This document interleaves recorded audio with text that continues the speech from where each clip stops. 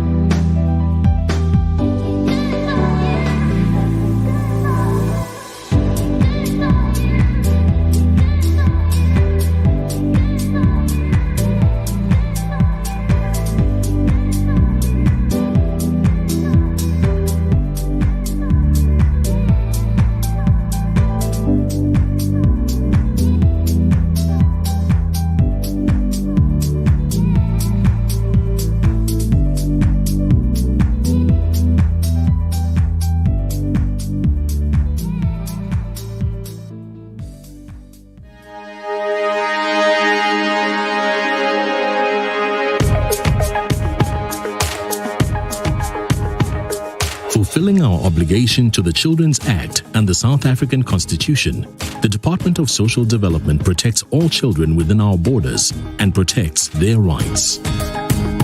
By providing assistance, advice and support facilities to strengthen and build the resilience of families, child-headed households and communities, DSD's child care and protection system safeguards and promotes the well-being of all our children. And by ensuring access to child and youth care centers, we help to provide a safe environment and protection and care for children who are living and working on the streets. In our quest to give children a stable family life with permanence and the benefits provided by parenting, we ensure that the rights of children come first by providing adoption services, which include support and advice to people adopting children and advice to people who want to care for a child, and by providing child support grants and foster child grants to foster families who do not have reasonable means to provide adequate care and support. These grants remain the biggest contribution to the child care system.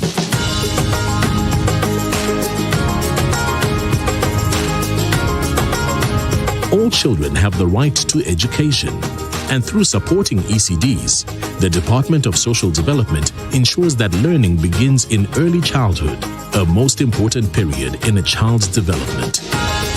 We are committed to see that rights are guaranteed to all children living in South Africa and are obligated to make sure that these rights apply equally to migrant children. And these rights are guaranteed even when children are in conflict with the law, where we ensure that they are treated as children by law.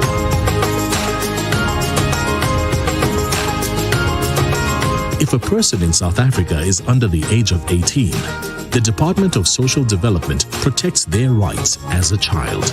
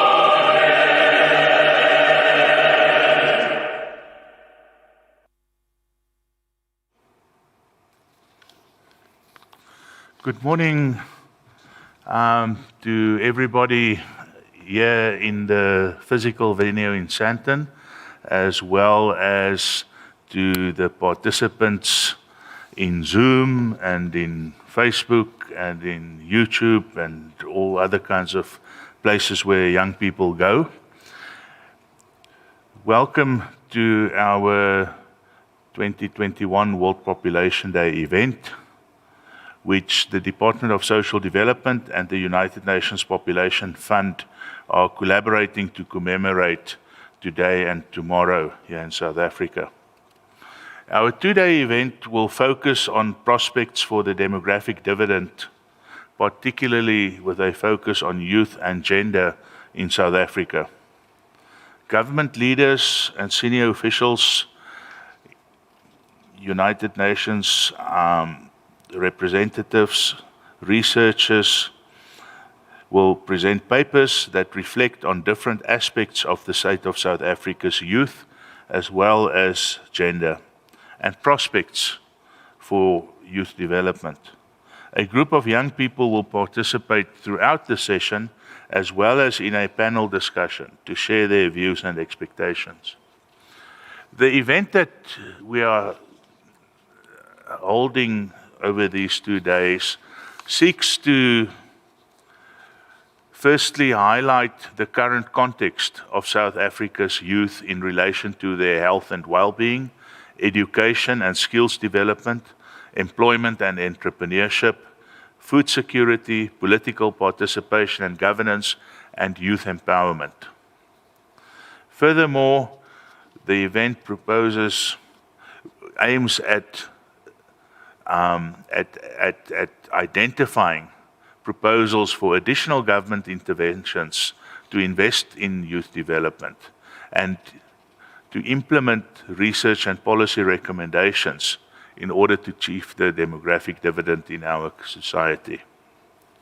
Also, we seek to highlight the current context of gender-based violence and femicide in South Africa, and to strengthen the implementation of the National Strategic Plan on Gender-Based Violence and Femicide, in line with the monitoring and evaluation reporting tools for all spheres of government, including civil society organizations, based on their respective pillars and mandates.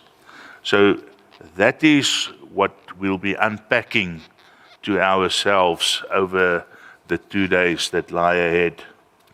The outcomes that we want to achieve from this session, firstly, is to generate policy recommendations and proposed additional interventions for investment in youth development, as well as to find ways to ensure that we implement the recommendations that emanate from research results to contribute to achieving the demographic dividend in our society.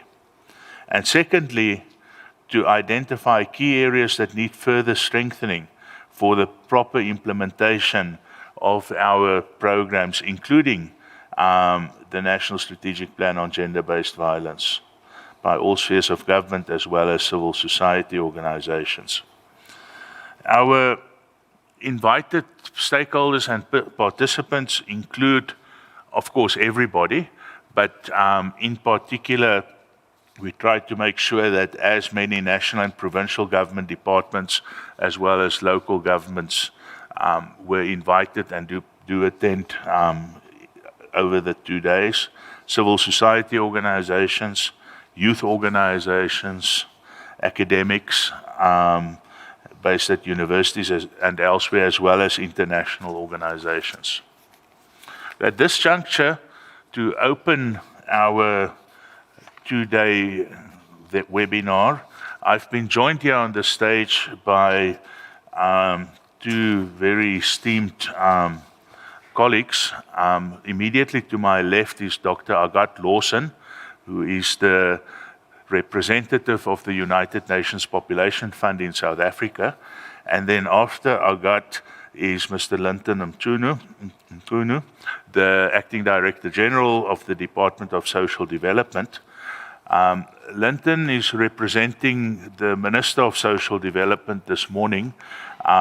She fell ill overnight, and we received the message this morning that we should please tender apology to the session.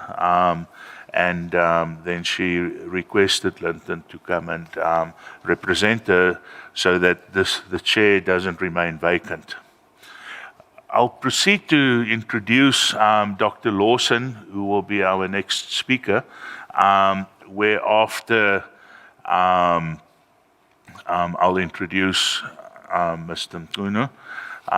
Dr. Agathe Lawson is the officer in charge for South Africa, as well as assigned as director of the UNFPA for Botswana and Eswatini since just 2 months ago, August 2021. But what she has brought with her into the position is more than 30 years experience in the United Nations system as well as in NGOs. She started the United Nations career in 1989. I think back then most of us were maybe at school and some maybe have left school and gone to university. Dr. Lawson joined the United Nations Population Fund in the year 2000, and she has been country representative across Central Africa, countries in West Africa, countries in East Africa. She was also formerly acting as country representative to South Africa for a while as well. She had, for a period, the most perfect job that one can land, which is country representative to Mauritius, Seychelles, and the Comoros.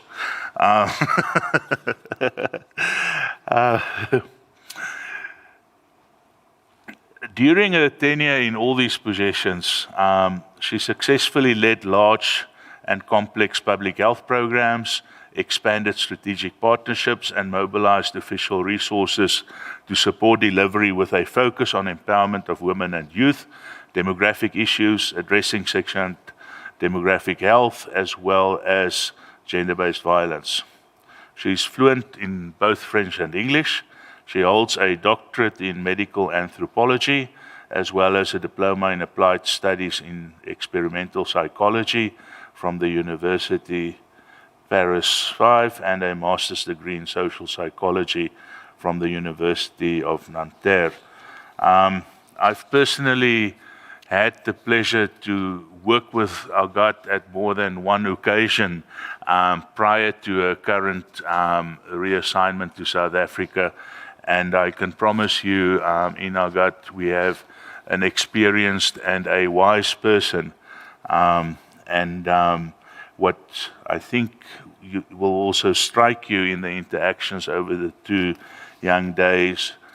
days, is that on youth issues, Agathe does not sound like somebody who has reached the age that comes with 30 years of experience. Engagements, insights, understanding, and advice that she's been giving to us as South African government and other stakeholders has always been those that one would hear out of the mouth of a young person. So Agathe, welcome back to South Africa, and thanks for staying young, and please share with us your message of support. Thank you very much.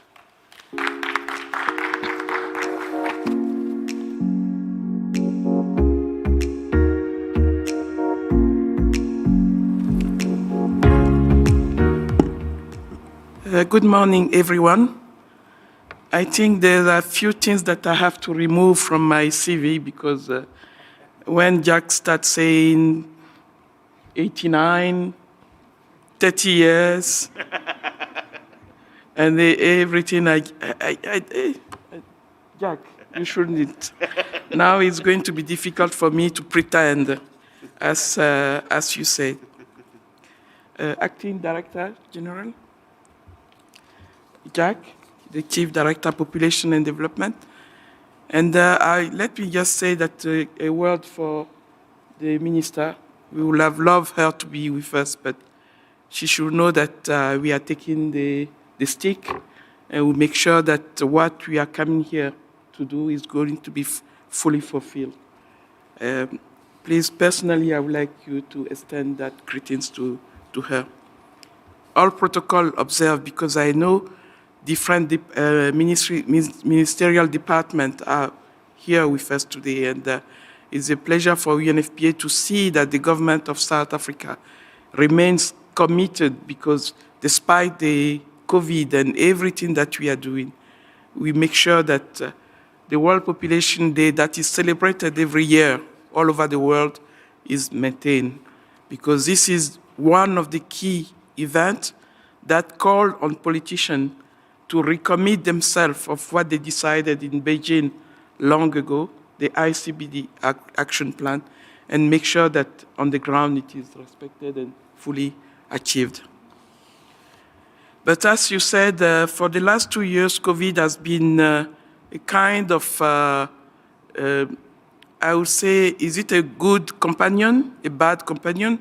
But it's showing us that everything, when we do things, as far as human beings, we have to remember that anything can destroy what we are doing. And COVID has shown us so many bizarre situations. Who believe that in 1 week or 2 weeks, the whole world stopped? When I say stop, train stopped, plane stopped, hospital stopped, people afraid of getting to the hospital. Who believe that something like that will happen? Personally, I was in France. For 3 months, we were locked down. And then the worst lockdown, as we can say, because even if you want to go and do shopping, you have to fill a form, say that, okay, I'm leaving my house at this time, and I'll be back at this time. But it shows us also that human beings, we are strong. It took less than a year for the scientific community to develop a vaccine and make sure that we get it and take it and then move on.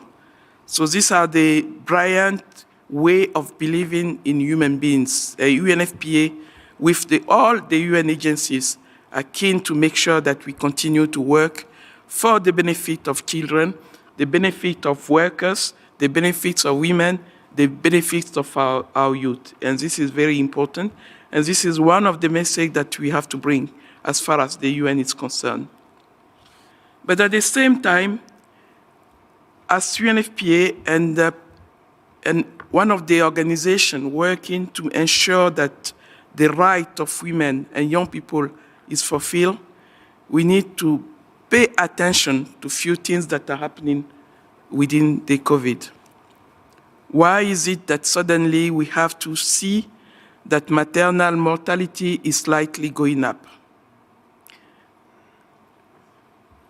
It's just that we concentrate also a bit more on to resolve the issue of killing by the COVID that was there with us.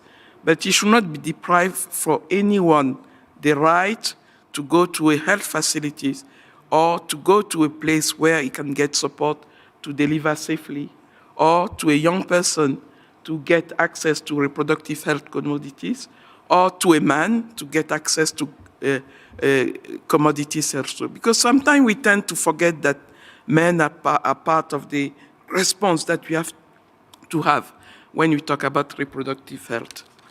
But at the same time, we should not forget that before the pandemic, 55% of women, as data shows, make their own decision. Is increasing compared to where we were before, where less than 30% of women could have access to information. But it's something that we have to recognize, is everything is not dark, we are moving. Secondly, for the young people, I think, have to get a key attention on what we are doing. I think it's not acceptable in a lot of African countries that we have 40% of young people who are unemployed, who have certificates, some even a master's degree, that are unemployed. We should think about what we want, what kind of world we want to have for these young people. It is also very difficult to accept that because of COVID and people are locked down, then we found suddenly, not only in South Africa, because we had the same situation in Kenya and some other countries, suddenly we see very young girls getting pregnant.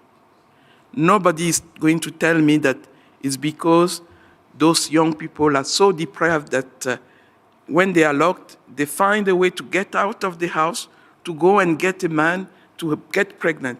No. I think this is something that, and I was just telling Jack, we need to have a kind of clear research, and I'm happy that some of our researchers are in the room. We have to get the root cause of what is going. When I was working with WHO, we did some KBPs in some countries, and we found that young people, more than 60%, first sexual intercourse happen within the immediate environment. So we really need to take into account the fact that our young people, our young girls, our young boys are not so depraved that they take sexuality as something that they have to practice every day. We just have to imagine a young girl, 13 years, once you destroy the key of her reproductive right, which is to have access to information first, and then have access to her own body, anything that happened to her between the age of 10 and 15 is a destroyer of her whole sexual life. And we have to take this into account. And Jack, as I said, we can also, with the department, see how we can have some in-depth researches to find out what is going on.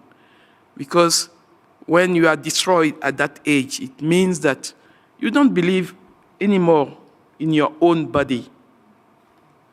Why should I take care of my own body if I have something that is...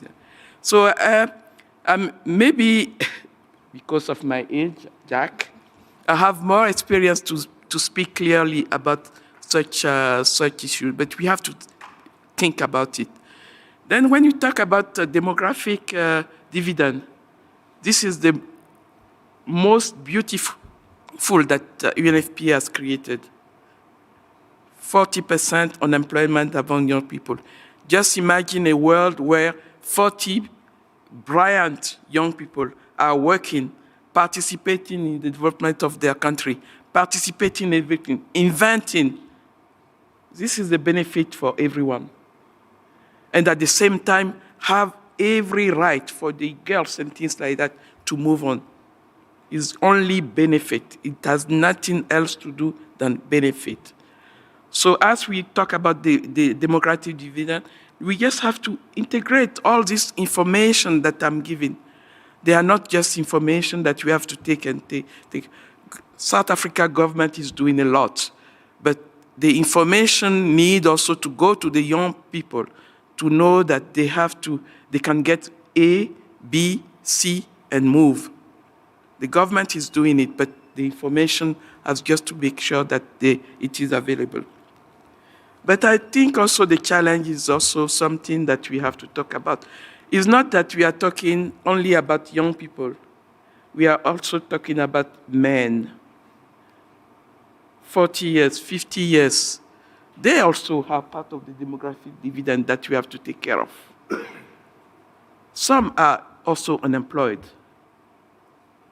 Why should somebody get to the age of 50 and suddenly be unemployed?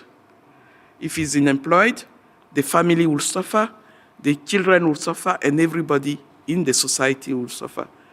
So it's true that COVID has made some problems that there is a lot of employment. But also at the end of the COVID, we have to also prepare. We have to be ready to say that, okay, COVID is finished now, we move on. We move on. Because as far as climate change is concerned, if you look at what the scientists are saying, every ice that melts in the north part of our continents, our world, is bringing out a lot of virus, and we don't know how this is going to be in the future. So we have to be prepared. COVID is not going to be the last key strategic health problem that we are going to have. We just have to get prepared, and they say that we move on.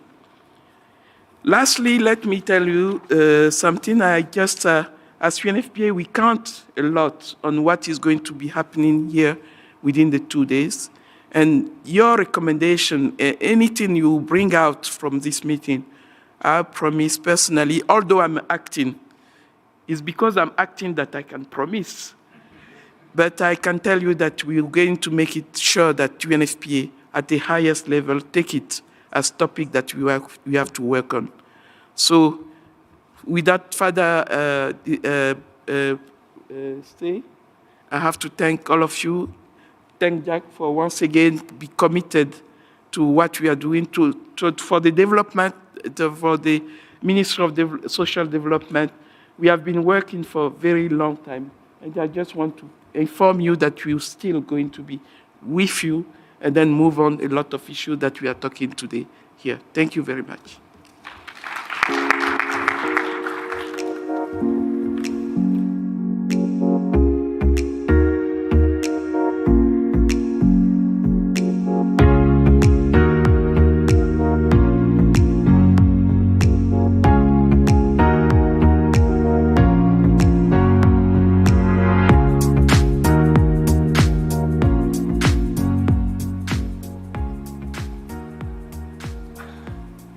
Thank you very much, Agat, for that very clear and strong message of support.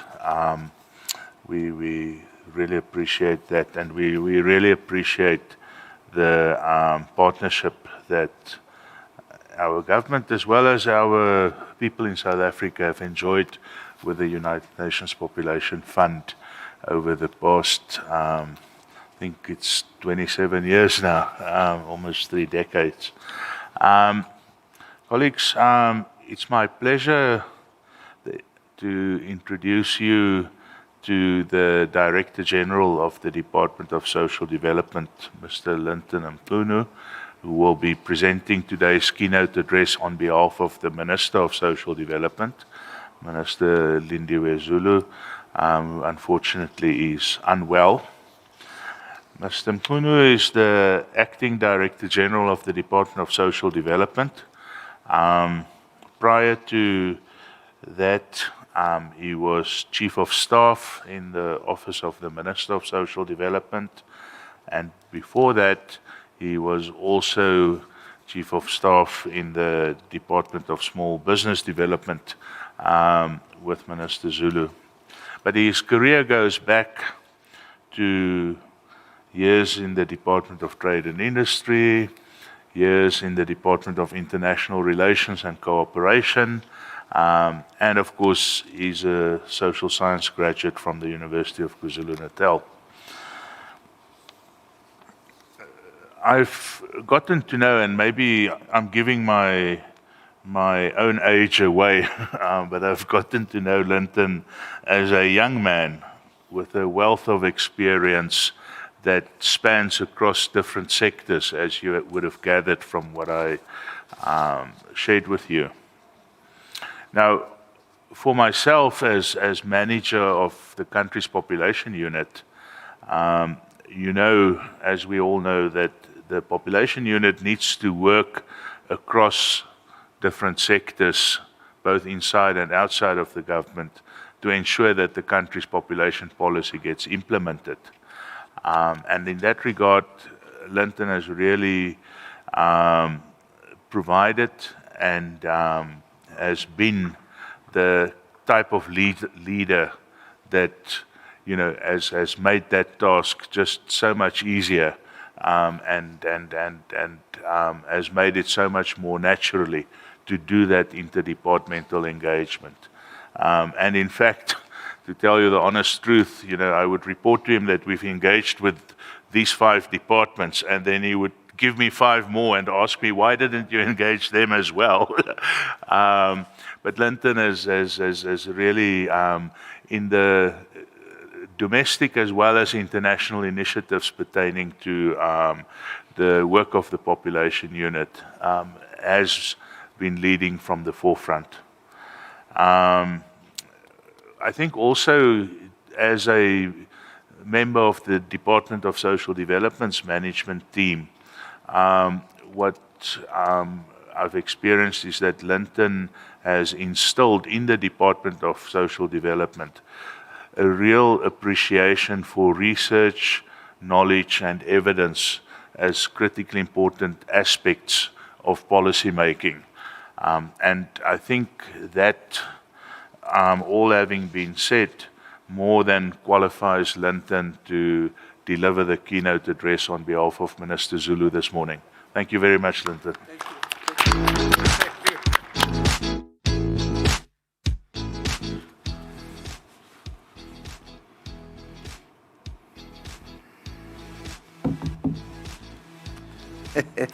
For a moment, I could have sworn that Jacques is prompting us for his performance bonus. Thank you very much. I looked on the screen there at the back, and before it had Linton Mkunu, Acting Director General of Social Development. It had Linton Mkunu, Minister of Social Development. And I thought I got a promotion almost instantly.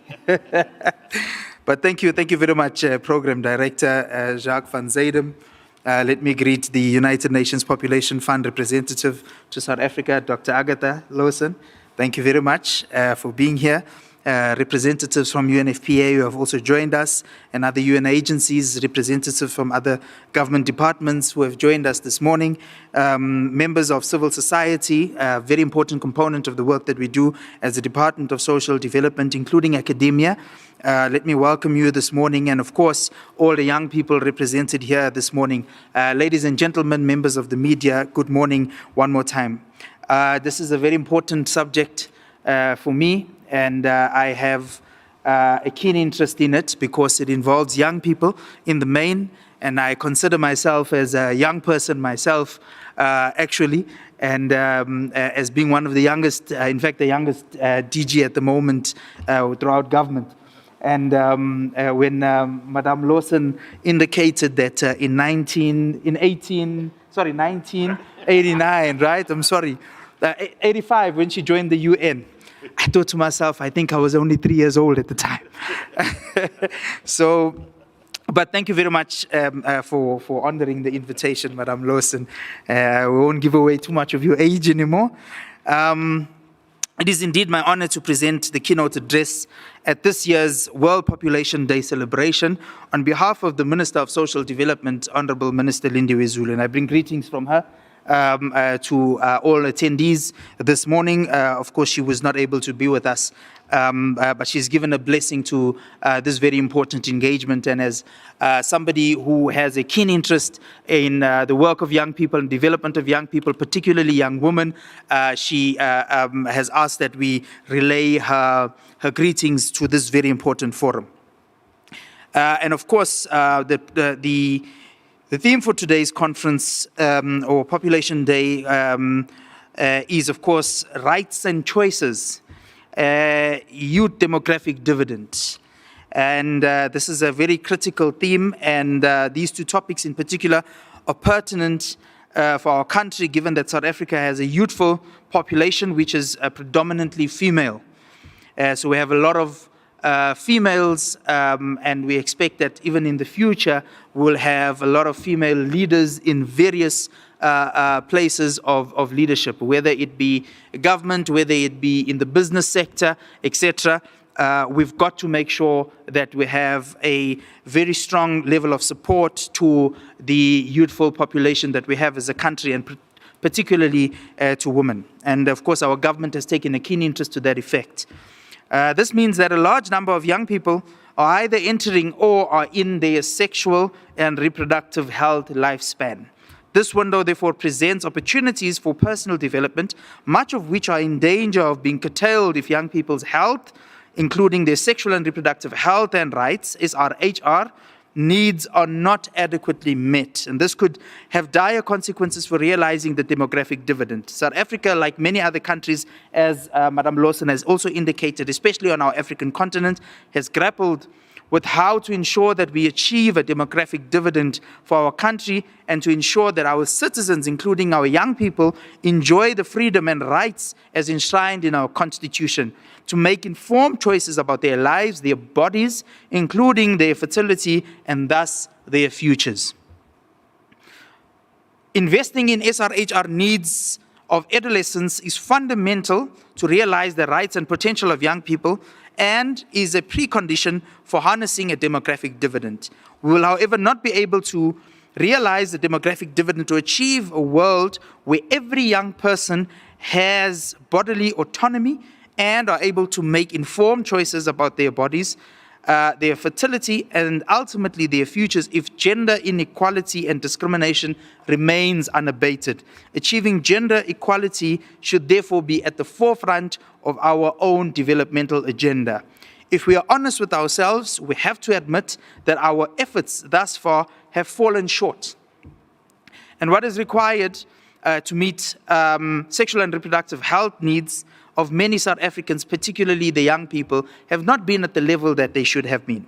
Despite some progress and important steps in the appropriate direction, women's and girls' rights in particular for their SRHR are still, in a way, forgotten. The economic and social impacts of COVID-19 have unfortunately compounded the situation. And COVID-19 pandemic has clearly amplified existing challenges that our young people face and is threatening our prospects of reaping a demographic dividend. We have to admit that our timeous and dynamic prevention and response measures to avoid spreading the disease had a number of unintended consequences, including disruptive implementation for the health sector, education, training, and of course, job opportunities. And you know that we've had serious challenges with regards to unemployment figures in this country. And, our government has implored a number of very important initiatives to try and get young people as part and parcel of this very important agenda of job creation. And all government departments are working hard to ensure that this takes place. The loss of employment and this had disproportionately affected the poor, youth, and women in particular, as more likely to be employed in lower earning informal sector jobs with no or limited social protection measures. And as you would know, we've employed a number of very important initiatives to support young people in the main. When we did the first iteration of the 350 grant, which is of course being provided by SASSA, we realized that a lot of young men, in particular between the ages of 18 and 35, were the most applicants for that iteration of the grants. When we came up with the second iteration of the grant, we realized that it became more females who had applied for the grant, primarily because we had opened it up also to caregivers and because women play a critical role as caregivers in this country. So we have been able to, as a department, provide that level of support, particularly because of the jobs that have been lost for that age bracket of young people. Young, poor, and mostly female South Africans were also hardest hit with regard to access to basic services, including healthcare services and particularly SRHR services such as contraceptives being limited or in some instances not even being available. As human and financial resources were diverted to the COVID-19 response. Sexual and reproductive, or rather sexual and gender-based violence and femicide, which was rife pre-COVID-19, has escalated to such an extent that it is referred to as the shadow pandemic, or as our president has termed it, as the second pandemic. And this is indeed true. We have and continue to have very worrisome figures around increasing gender-based violence and femicide, particularly for young girls. And it must trouble us when we hear of instances of young girls at university, in particular the recent one in the Eastern Cape, where she was so brutally murdered, cut up into pieces and put into a bag. That must concern us as a country. It must concern us in terms of the psyche of some of the people who do some of these hideous crimes. It should concern us around the measures that we employ to ensure that we try and prevent such challenges from continuously happening. South Africa has seriously high rates of gender-based violence and femicide, and we have to ensure that we curb or stop, or rather prevent this second pandemic from increasing even further. All is, however, not doom and gloom. We have reflected and will continue to reflect on how to accelerate adolescents' SRHR for the attainment of a demographic dividend. We have learned valuable lessons and will continue to learn valuable lessons in meeting such. What we have learned so far is that our youth and their specific challenges require specific attention and targeted responses, what we like to refer to as the felt needs, or addressing the felt needs of society, as current responses have clearly been inadequate. We have learned that if we want to safeguard the demographic dividend, we need to develop a strategy We need to develop strategic and targeted evidence-based short and long-term recovery strategies and interventions that are in line with our international commitments, such as Agenda 2063, the Africa we want, which is, of course, the AU's program, including the Nairobi ICPD 25 commitments, but as well as the 2030 Sustainable Development Goals.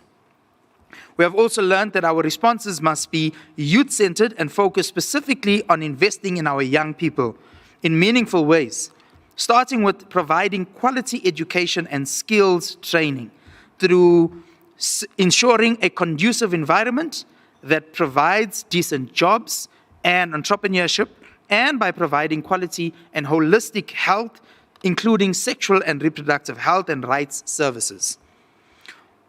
One of the most valuable lessons we have learned is that our responses must always focus on emerging priorities that intensified during the pandemic, such as the worrying increase of gender-based violence and femicide, high levels of substance abuse, and mental health.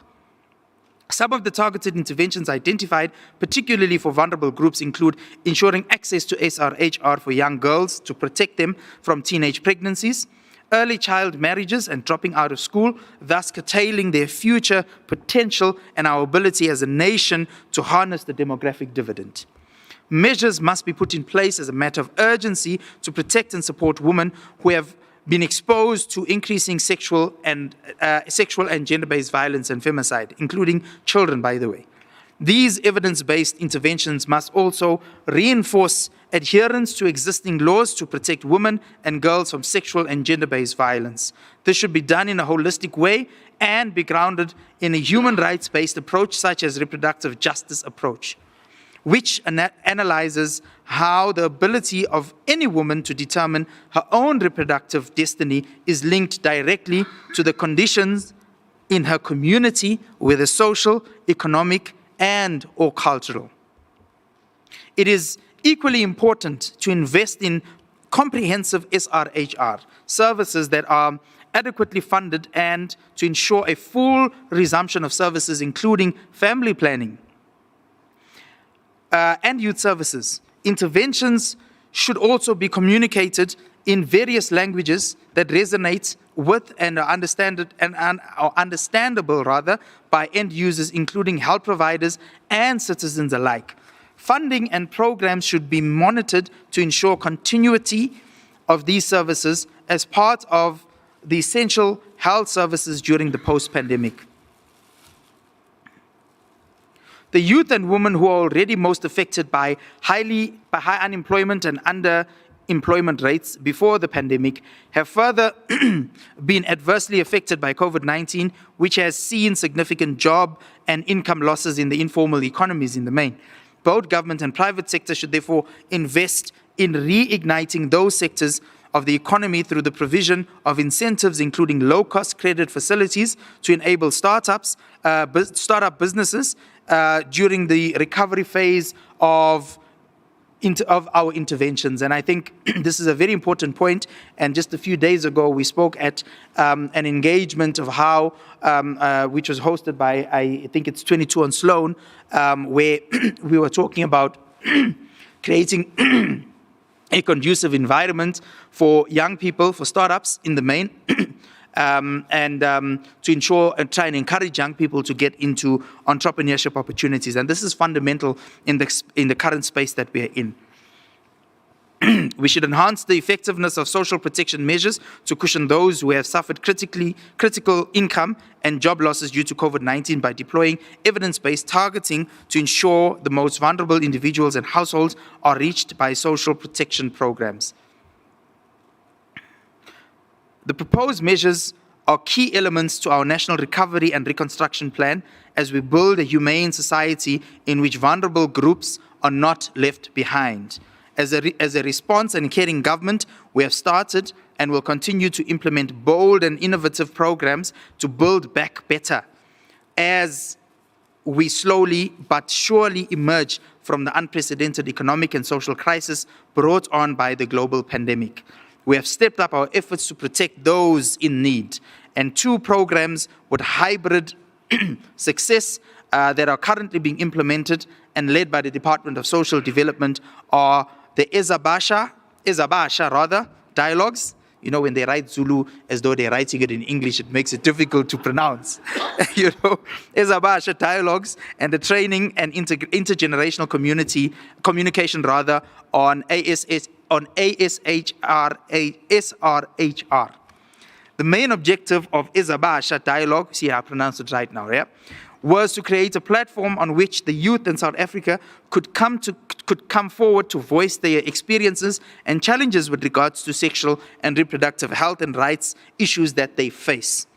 The training on intergenerational communication on SRHR, on the other hand, specifically targets a variety of civil society leaders working with young people on sexual reproductive health and rights to enhance their understanding and knowledge of SRHR issues of adolescence in order to develop a common vision and approach in addressing ASRHR. This is to ensure uniform messages are given at all levels where civil society is operating. And as I said, we are learning and we're improving and we are accelerating what works whilst reflecting on and formulating new and bold initiatives to ensure that our country achieves the demographic dividend and that each person, including each young person, indeed have bodily autonomy and can make informed choices about their bodies, their fertility, and indeed their futures. And as we always say, nothing about us without us. It's important that young people are actively part and parcel of creating these interventions so that you are also able to pull along those which are your peers, or our peers rather, who live amongst us, so that as ambassadors for SRHR, we are able to also spread the messages and the support measures that we implore. So we encourage young people to be actively part of the interventions and the programs that we've employed as a department, working with UNFPA and other stakeholders as well in this regard. As I conclude,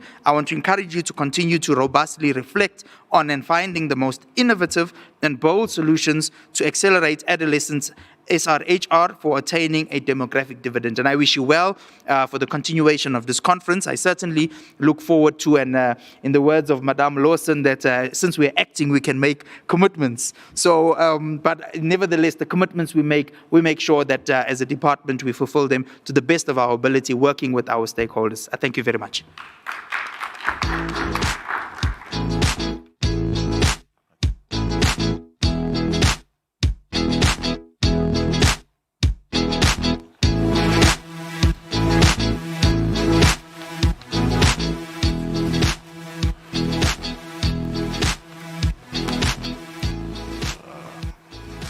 Process of losing all these attachments. I feel like a Christmas tree with all these things. Thank you very much, Linton, especially for doing exactly what I thought you were going to do, connect so many dots. At this juncture, I think maybe before I introduce Diego, colleagues, you've been sitting very still and quiet for very long now, and I'm worried about the blood circulation and so on of those inside. Because we can't just like sneak off and go and grab a cup of coffee, you know, like those who are in Zoom. So please stand up and just stretch yourself a bit, whatever part is feeling stiff. I won't do because everything's feeling stiff. So I might get myself knotted up. But just like, you know, to feel, you know, well, to make sure that in an hour's time you don't feel like these people have made you sit for 2 hours. Thanks very much. And as you do that, because Diego can't see what you are doing, so you can continue while I'm introducing him. Good morning, Diego, and welcome. I'm sure those who are here will see Diego somewhere at the moment. I'm seeing him in front of me. So if you turn back, you'll see one of those very attractive, agile Latin American men. He's like a bit of Diego Maradona in him, and and a little bit of Lionel Messi. And I know when Diego doesn't discuss population statistics, he does discuss soccer. It's a pleasure. After the scene has been set really fantastically. Both Agathe and Linton outlined the vision of what it is that we should be talking about. Now, of course, in order to start that conversation, we need to put in place some building blocks. One of the building blocks would be data, so that we basically, in numbers, know who we are talking about. After all, the demographic dividend is a demographic concept, and a large part of demography is about counting people. And secondly, the other part is the policy aspect. And that is going to be introduced by another good friend of ours, who will be joining us after Diego's presentation, Mr. Emmanuel Hanaga. Just for Linton's benefit, Emmanuel is actually one of us from DSD. He was just taken by the presidency to go and do the excellent job of being director of youth development. But when I introduce him, you will hear he's got DSD like tattooed all over him. For now, it's my pleasure to introduce Mr. Diego Iturralde. Diego is the Chief Director, Demography and Population Statistics at Statistics South Africa. We refer to him as Mr. Mid-Year Estimates because that's what he does the whole year, is to calculate what the population will be in the middle of the next year. In between, Diego is responsible for analytical output related to demographic phenomena emanating from census and household surveys, as well as, and this is the exciting part of the job, just that you know, so if Diego was a full-time soccer player, he would not have been a midfielder. He would have been a striker right in front there, because part of his responsibilities includes to position South African demographic interests on international fora and to score the goals there. In addition to that, and that is where Diego has really worked very closely with the population unit over the past years, he has a particular interest in issues related to migration, the measurement of migration, its analysis and management. He currently serves on structures, in positions on structures of the International Organization for Migration, as well as the United Nations Statistics Division related to migration. And he is also an advocate for better migration data as an important tool to quell anti-immigrant sentiment and to inform policy more effectively. Only just now, at the end of July, the South African government hosted the first national conference on migration and urbanization, and Diego was the chairperson of the steering committee as well as of the scientific committee of the conference, and really did a sterling job to deliver a conference that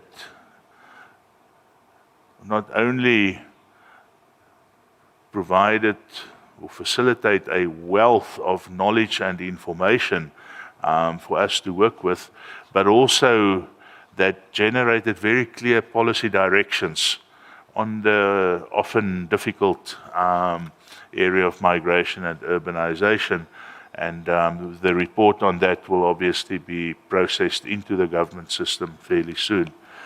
So with that, it's my pleasure to invite and introduce our friend Diego Iturralde.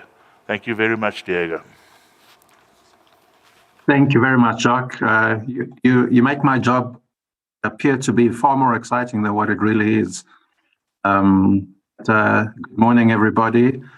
Let me recognize the acting country representative from the UNFPA, Ms. Agatha Lawson, acting Director General of Department of Social Development, Mr. Linton Mfunu, and everybody in the audience. I would have liked to have been there with you, but I'm involved in parallel meetings as we speak.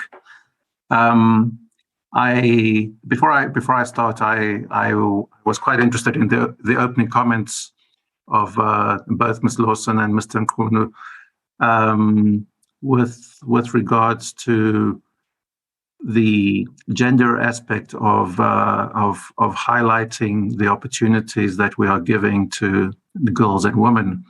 And I say this in the context of a presentation I received not too long ago from the IEB, which highlighted the fact that as a result of initiatives to bring girl children to the school and provide opportunities to women to study anything that they want to be, even in careers which were traditionally those of men, like engineering and construction, that opportunities in subjects like mathematics were improved to such an extent that there's today a negligible difference between boys and girls at all levels of schooling with regards to mathematics. But when we look at the more creative subjects like the languages, we find that there is a 20 to 30% disparity between boys and girls in favor of girls. And this indicates to us that the opportunities that were given to girls, that we perhaps have missed the boat in providing similar opportunities in giving them to boys in areas where they traditionally fall short. One might say, well, the issue of languages might be that I come from a Zulu-speaking household and I'm going to an English-speaking school. But this was even looked at in the sense of people who learn a third language. So a Zulu-speaking person who goes to an English-speaking school but studies French. And the same thing was found in that regard. So I think part of the challenge is to maintain the gender aspect of providing opportunities to women at all levels of the labor force, but not leaving anyone behind in terms of other challenges that they are facing. And it's a difficult challenge that we find ourselves. So I thought I would just mention that as an introduction. But what I'm going to speak to you today about is the prospects of a youth demographic dividend.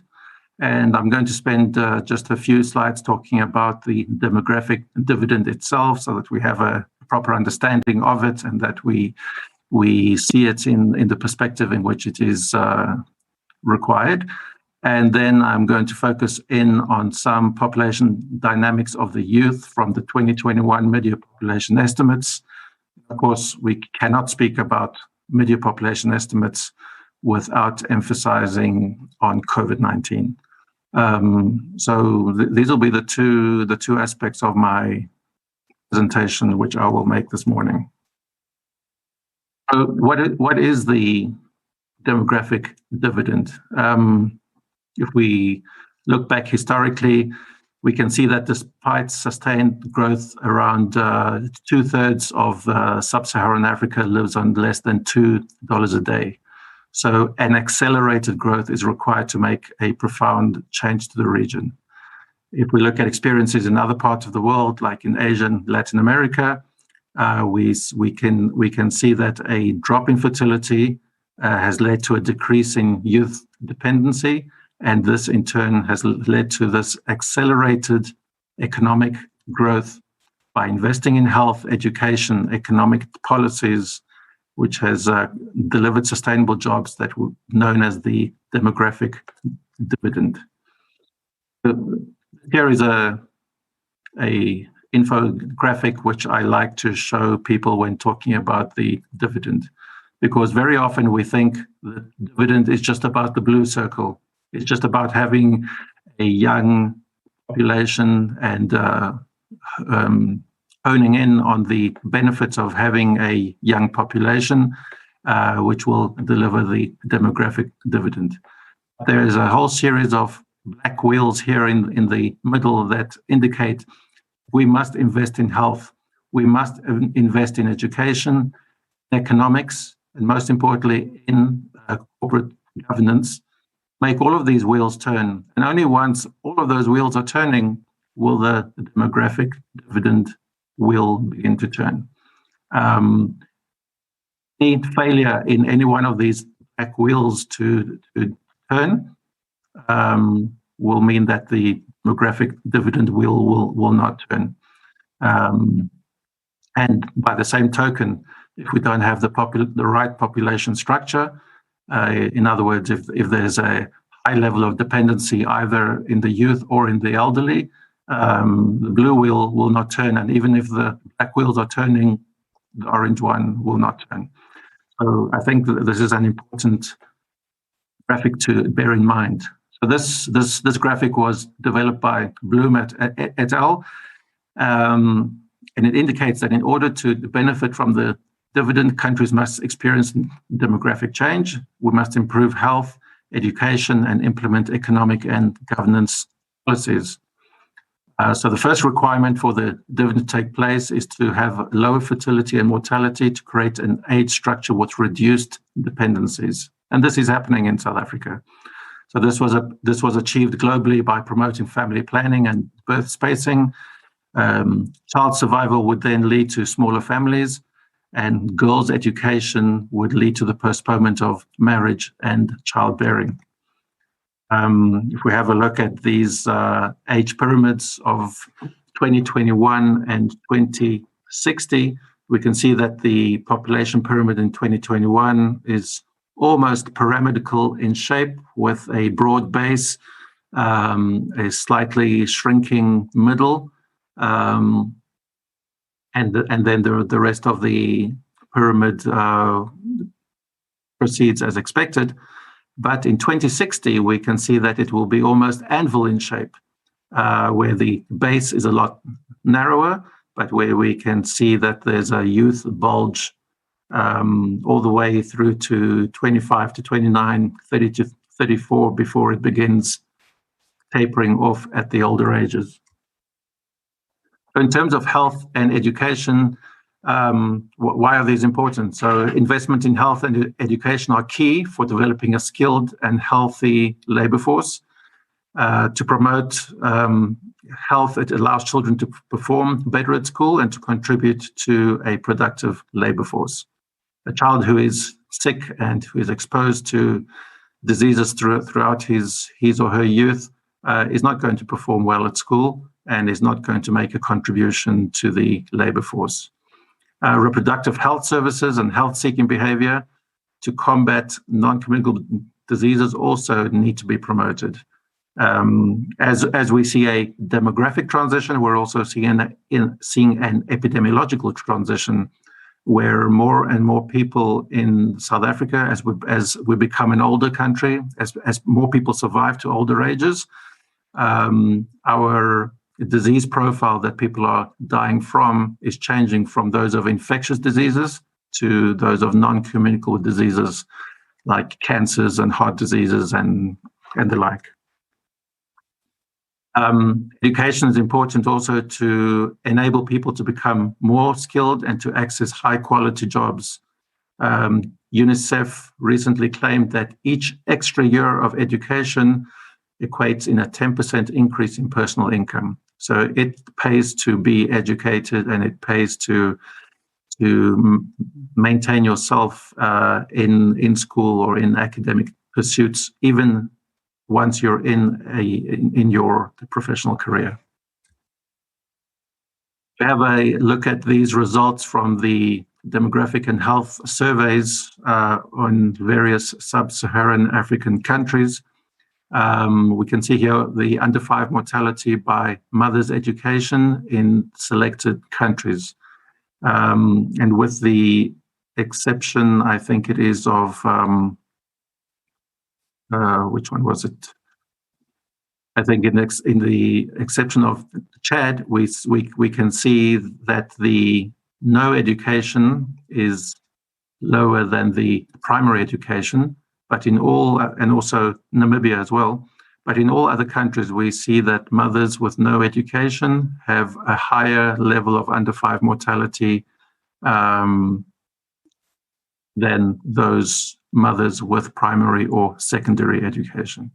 We see that mothers with secondary or more education across all 7 countries enjoy the lowest levels of under 5 mortality of these countries. And these countries are selected from almost all the regions of sub-Saharan Africa. So it gives you a good snapshot of what's happening across the continent. In terms of job creation, Africa's challenge is that due to its young population, it needs to create jobs at a similar rate. Every year we hear of how many matriculants are entering the labor market. Not everyone can go to university, and the labor market is not able to absorb them.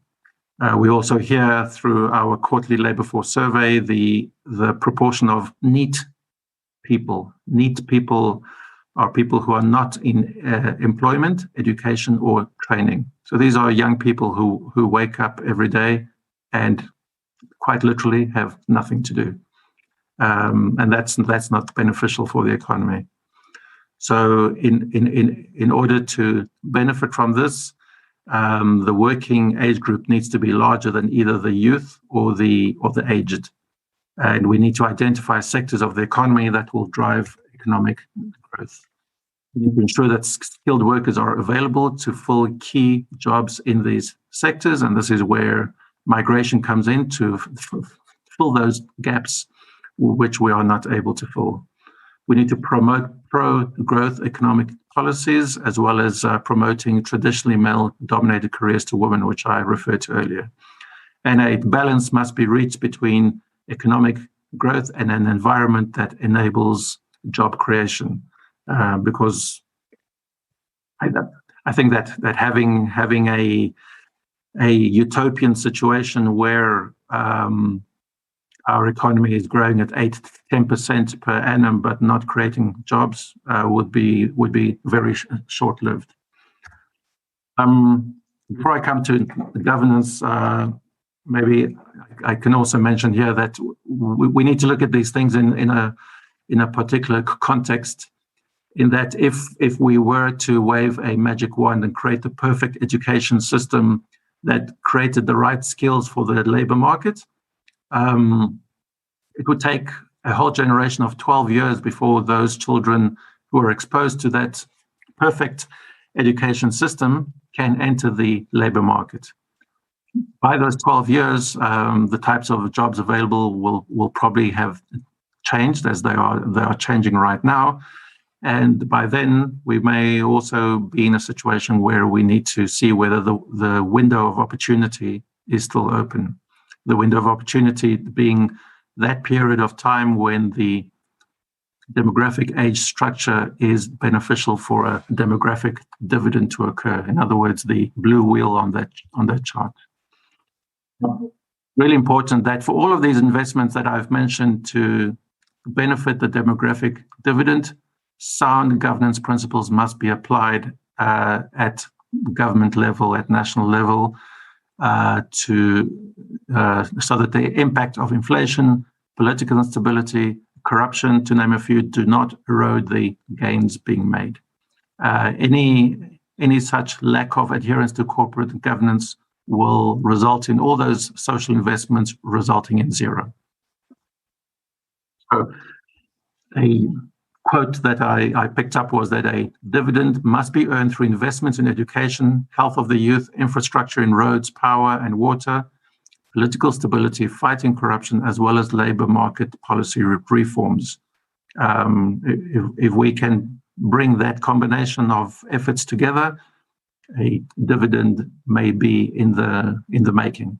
But I think we need to be honest with ourselves. And if we look at this statement here, and if we look at some of the key indicators related to these, we will see that a dividend, at least at a national level, as a country, is probably unlikely. What happens beyond the dividend?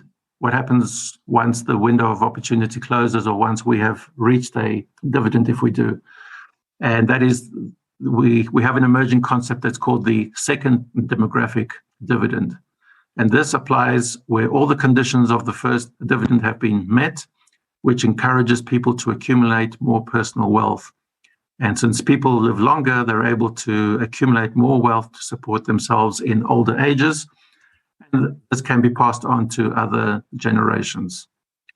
So research by Lee and Mason from Berkeley and the East-West Center, respectively, showed that in cases where people will invest more in each of their children and enable more resources to be made available to them, they too will then reap the benefits of a demographic dividend, which will mean it will become sustainable over generations to come. So that's the first part of the presentation that I wanted to make. And I think that all of the discussions that will be heard over the next 2 days with regards to the dividend should bear these concepts in mind. I'm going to move then on to some snapshots from the release of the mid-year population estimates. And as I indicated earlier, the 2021 estimates were, without a shadow of a doubt, impacted by COVID-19. When we do population estimates, they cover the year from the 1st of July till the 30th of June. They estimate the population at the 30th of June of that year. So what are some of the high-level impacts of COVID-19? In terms of fertility, the impact of COVID-19 on conception and subsequent fertility will only be reflected in the reported births of 2021. So we'd probably have to wait until 2022 to see that. I was, however, looking at a report from the UN last night, and in sub-Saharan Africa, even the top experts are divided as to what the impact will be. Will there be a fertility decline like we see in many developed countries around the world? Or would there be more of an increase in fertility because of a lack of access to reproductive health services and contraception? The important thing is that we can't paint a region like sub-Saharan Africa with one brush, and we would really need to take it on a case-by-case, country-by-country basis. In South Africa, I think that class and financial resources have a lot to do with it. But if you can afford having a child during a lockdown, you would have one. And if you can afford and are able to access reproductive health services, you could carry on with life as per normal. But when that is not the case, we most likely will see in some communities an increase of fertility. Although at a national level, whatever the impact is, I think it will recover within 1 or 2 years to what we normally have. In terms of fertility, there have been approximately 62,000 COVID-related deaths reported by the Department of Health. This was by June of this year. It's obviously increased now to 80-something, almost close to 90,000. Whilst the MRC weekly deaths have reported more than 180,000 excess deaths since March of 2020. And that 180 is probably sitting at about 260,000 now. Then in terms of migration, there's been a marked reduction in international migration because of lockdowns, travel restrictions over the last 16 months. Internal mobility in this period has been temporary. In other words, people moving to their family home during the period of lockdown, not with permanent intent, but just to spend the lockdown there. whilst the mid-year estimates deals more with a permanent act of migration. So we have a look at some of the results. We can see that the population of South Africa is at 60.1 million persons, with 45.4% of the population residing in Gauteng and KZN.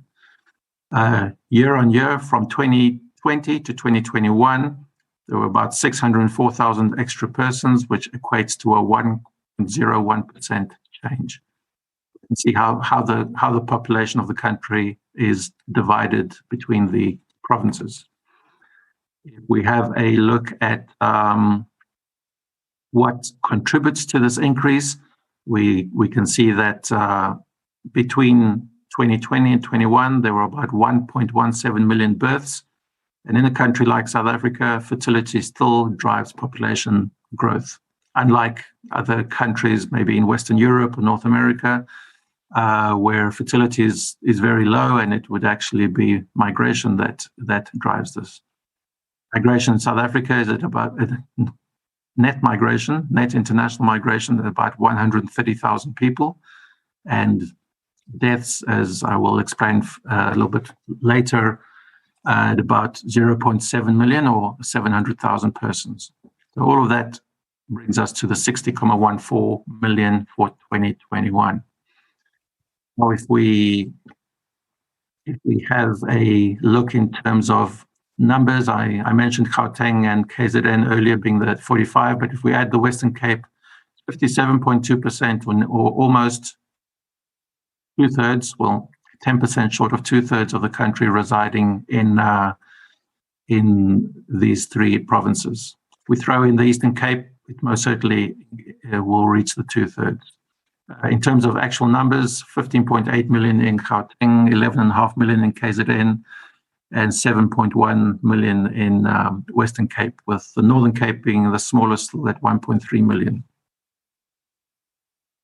Looking at age structure, and of course, we're talking about the youth today, so this part becomes important, that when we look at the youth between the ages of 15 and 34, they make up about 1/3 of the population, or 20.6 million persons.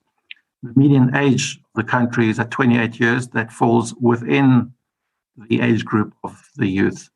The remainder of the population, 28%, resides in children up to the age of 14, as well as in adults up to the age of 59, and then 9.1% are over the age of 60. We have a look at growth rates. This becomes a very interesting thing because it tells a historical story about the population over time.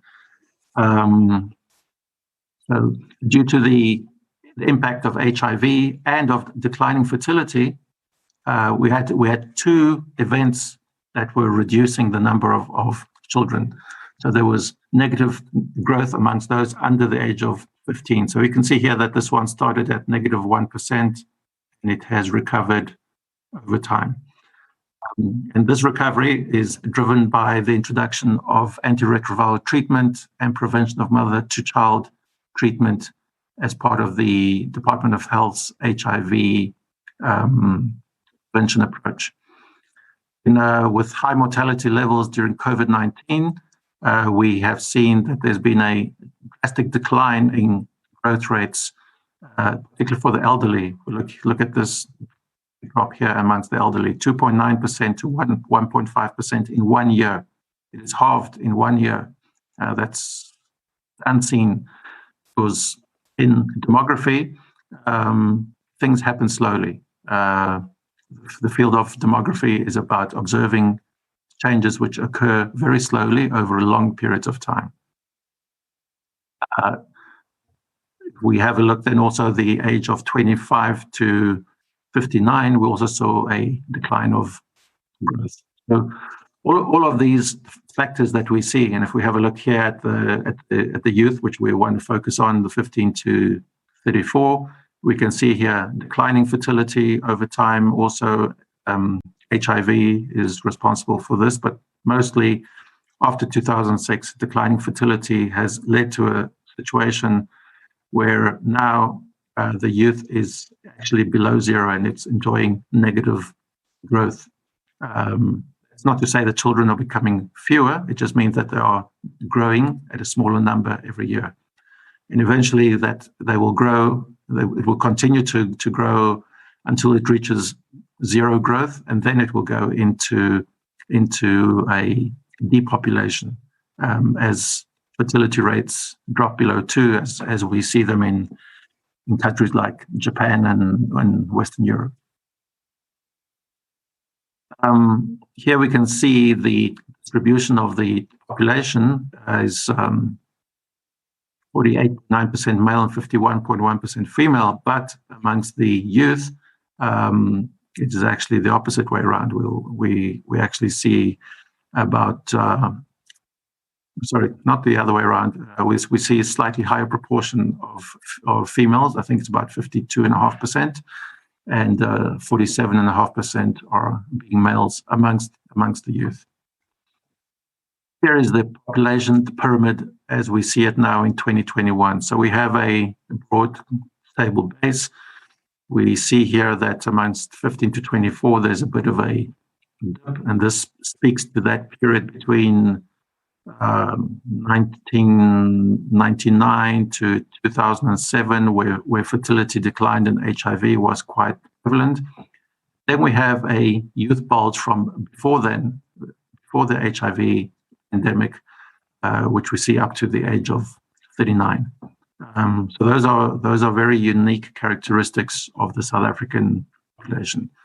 The older ages, we see it's dominantly female because men die at a much earlier age, different disease profiles, but also in our younger ages, we tend to be a little bit reckless, driving around in fast cars or in motorcycles, and being involved in work-related activities that are high risk.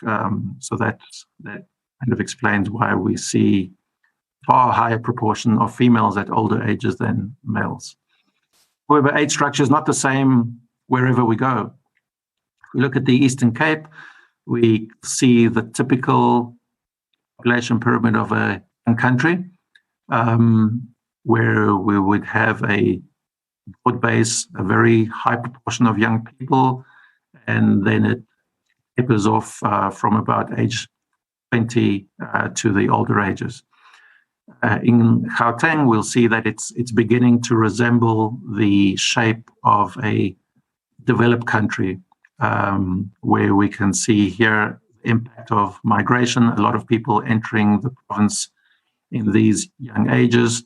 The base is not as broad, and then we see the tapering off actually starting at older ages as we move upwards. Our dependency, I think it's an important indicator.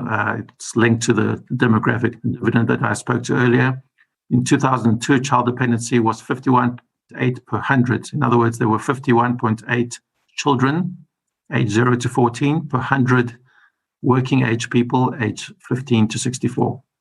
And that's now dropped to 43.2. On the other hand, the elderly, more people are surviving to older ages. So that has increased from 8.3 persons per 100 to 9.4 persons per 100 that are surviving through to older ages. We ask, where are these children, adults, and the elderly? We can see that the majority of children are residing in Limpopo, Eastern Cape, and KwaZulu-Natal. The average is around 28.3%. And then we can see that the more developed provinces like the Western Cape, Gauteng, actually have the smallest proportion. So these are populations that show a more mature demographic transition, more people surviving to older ages, more elderly people residing there as well. And in the other provinces, you may find that at older ages, people are moving out. Even during the working years, there are also people moving out, and that there's a high proportion of children and elderly people residing in these provinces. Look at fertility at a national level. Fertility reached a peak in 2008 of 2.66, and it has since been declining to its levels now of 2.31. So it's still significantly way off the replacement level of 2.1. But under current assumptions, we can probably expect in the late 2030s that it will reach that point. Look at the drivers of fertility, mortality, and migration at a provincial level. These are total fertility rates, and we can see that Gauteng and the Western Cape are the lowest, just under and over 2 children per woman in her reproductive ages. Those provinces where I indicated the highest proportion of children, Limpopo, KZN, Eastern Cape amongst the highest, Northern Cape as well. The others are close to the average of the fertility rate of 2.31 in the country. In terms of numbers, those fertility rates speak to a peak of 1.2 million in around 2009, 2010, have since declined very slightly to about 1.16 in 2021.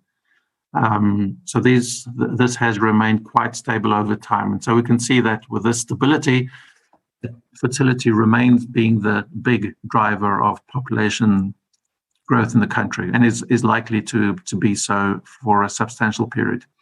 We've seen these reports from the UN Population Division that amongst young people, about half of young people in the world by 2060 will be in sub-Saharan Africa.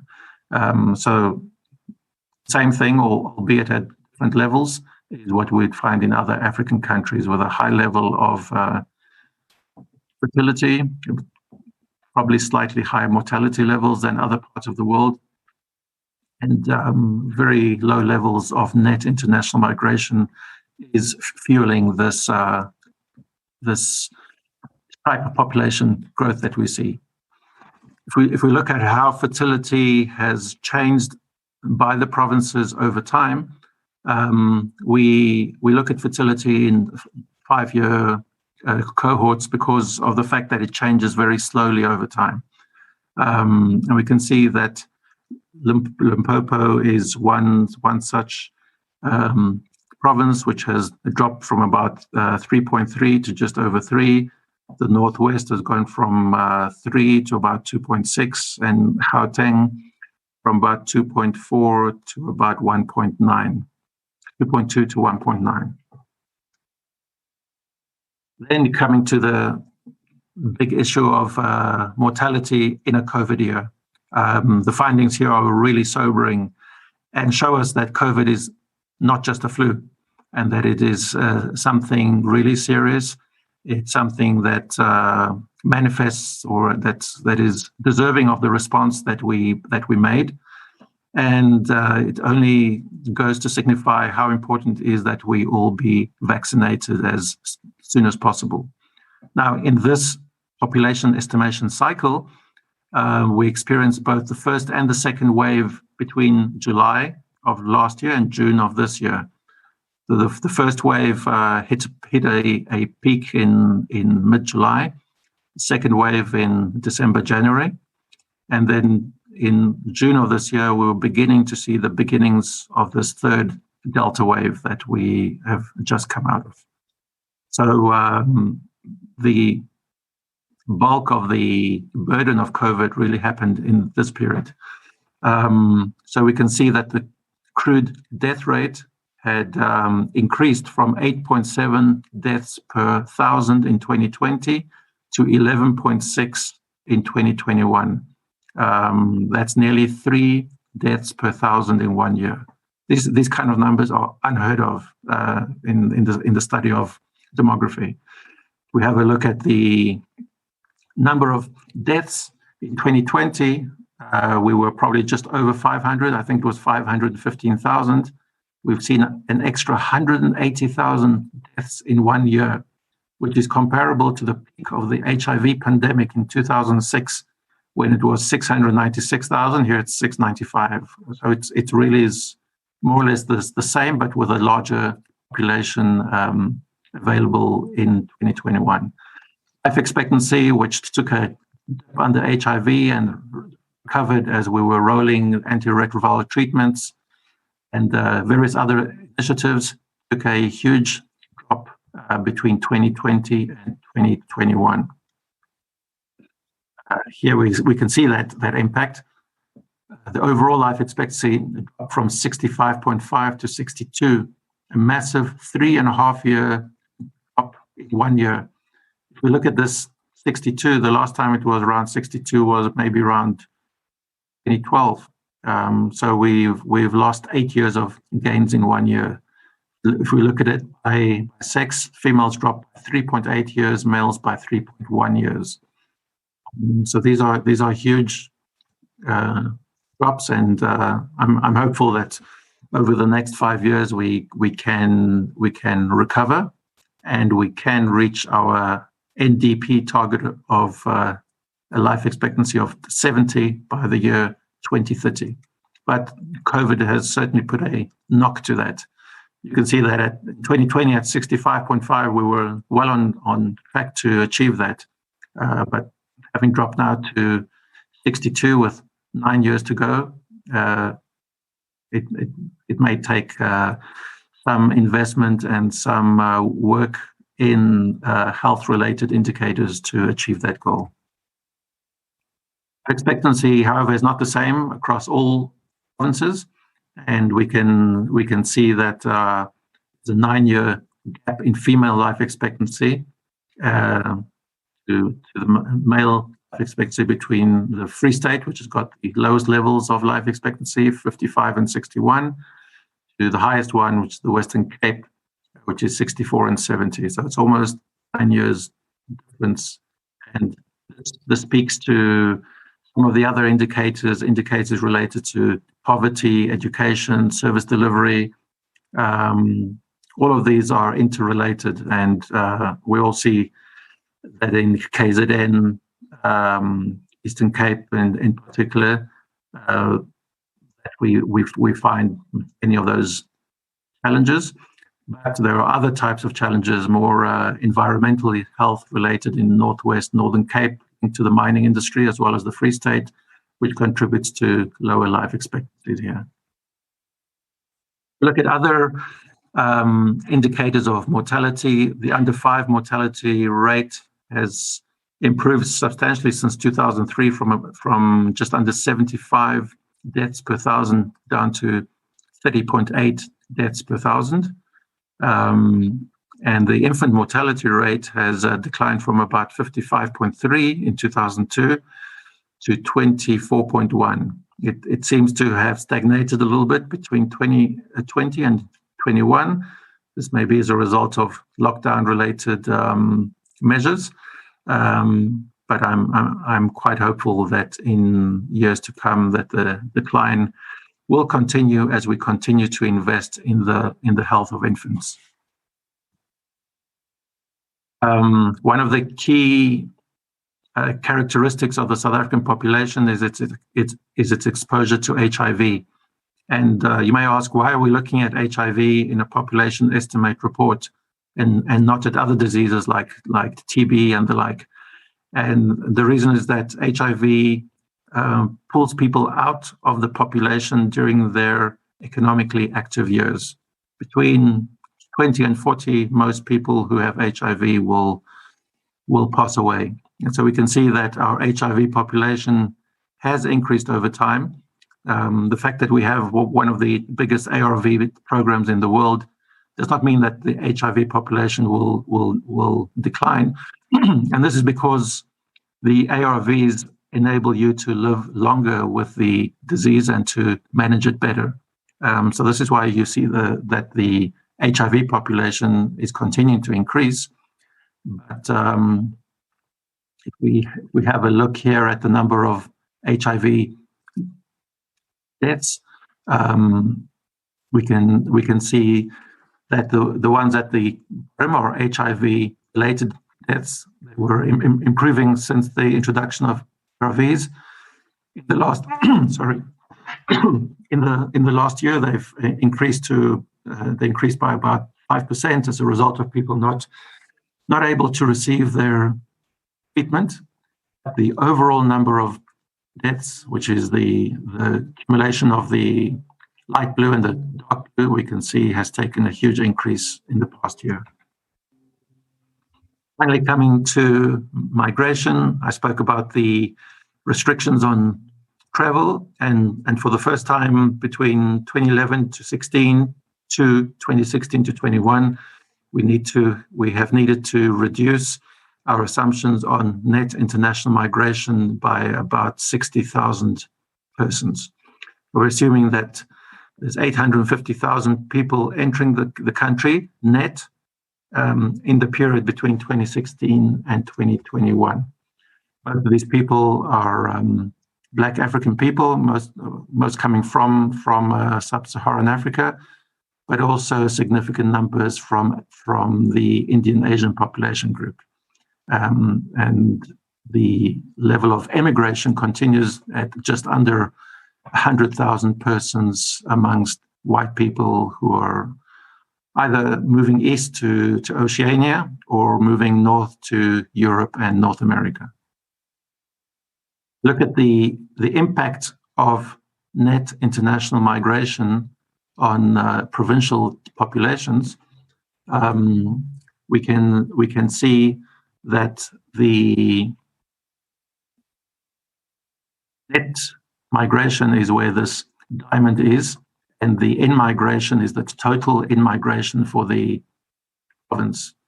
So it certainly adds to the in-migration in Gauteng. If we look at Eastern Cape, international migration actually ameliorates the impact of out-migration in the Eastern Cape by attracting people from outside the country into these particular provinces. The out-migration would have been a lot worse, these four provinces, in the absence of international migration. Very often that's a talking point which is missed when we talk about the impact of international migration in South Africa. Look at some of the migration streams. This is to Gauteng as a province. We see that there are quite bands for net international migration from outside South Africa and from Limpopo, and to a lesser degree from KZN and the Eastern Cape. But look at the Western Cape, slightly different characteristics, more people from the Eastern Cape, as well as a reasonably sizable proportion from outside South Africa and from Gauteng. In closing, the attainment of the dividend, although not likely, needs to be contextualized. As I mentioned earlier, we need time for education to impact the provision of skilled workers. There's the double impact of HIV, AIDS, and COVID has been detrimental to the workforce. The systemic nature of unemployment in South Africa needs to be broken. The economic growth should be linked to future industries in the world of work. We all see that data science and various other jobs related to the fourth industrial revolution are probably the types of jobs that our children will end up doing, if not our children's children, most certainly. We need to adhere to corporate governance because this is the glue that keeps all of these investments together and that assures better lives in our communities. And finally, for the youth to reach their potential and for the population to develop as anticipated, demography matters. With that, Chairperson, I thank you very much for your attention. Thank you very, very much, Diego, for that very insightful presentation and overview. You gave us much more than just statistics. You gave meaning to the statistics that you gave us, and you also introduce the demographic dividend for the purposes of the discussion. So thanks very much for that, Diego. The last presentation of the first session, which is the setting the scene session, as I indicated, is a policy presentation. With me here is my colleague and former colleague in DSD, Emmanuel Khanaga.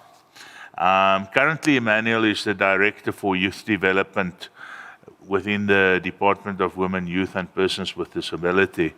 And he's going to present to us the youth development policy. But I think it's important also to share that Emmanuel is a young civil servant, and he has been in the development space for 12 years already. He has worked previously, DG, he has worked with the Department of Social Development at provincial and national level for a combined period of a decade. And he just left before you came in 2018. Now to I suppose, connect to what the DG was saying in his presentation, in the population policy environment, we got to know Emmanuel very well in collaborations in the area of sexual and reproductive health and rights, including the Ezabasha Youth Dialogues. And he also participated in a population study visit to India with officials from the provincial population units and the national population unit. So really, after all of that strategic deployment to the department in the presidency for women, youth and persons with disabilities. Some of Emmanuel's passions include project management, policy development, research and community development. And his experience in youth development programs includes local as well as provincial as well as national level. At the Department of Women, Youth and Persons with Disabilities, is currently part of a dynamic team that is leading and coordinating the development, the review, the monitoring and the evaluation of impactful youth policies and legislation in the country. I think particularly to the youth participants in our audience as well as online, Emmanuel is going to present on the policy, but he's also your ally, and I think to a large extent your voice within the bureaucracy. And of course, for us who are on the other side of the youthful ages, you are an appreciated colleague who can advise us and remind us, of what the needs of young people are, especially when our instincts might take us into conversations about retirement and old age.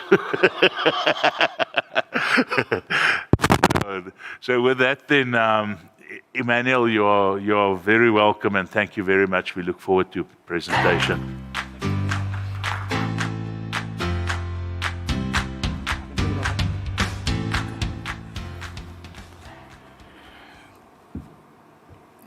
Good morning. I will repeat. A very good morning to all of you. Thank you very much, Program Director, Mr. Jack. I'll start with the pleasantries. Good morning to the DG for the department and Dr. Mkhunu. And of course, good morning to Mayor Lawson. We've met a couple of times in virtual meetings. And I think this is the first time we really meet in person. So it's a pleasure to really meet you, Madam. Good morning to yourself and the team that you are with, and to the colleagues from the Department of Social Development. I do feel like I never left, Jack. I'm still home. I'm going to present quickly on the National Youth Policy, which I would say is a strategic intervention by our government, and not just by government, of course, but also by civil society and the private sector, to say that for the next 10 years, these will be the priorities that we'll be implementing in order to ensure that our young people really move from the space in which they are, a space of struggle, a space of being left behind, to a much more positive developmental space. This is a policy that has been approved by our cabinet in October of 2020. It was developed in partnership with the UNFPA and also the NYDA, National Youth Development Agency, as well as other partners in the space.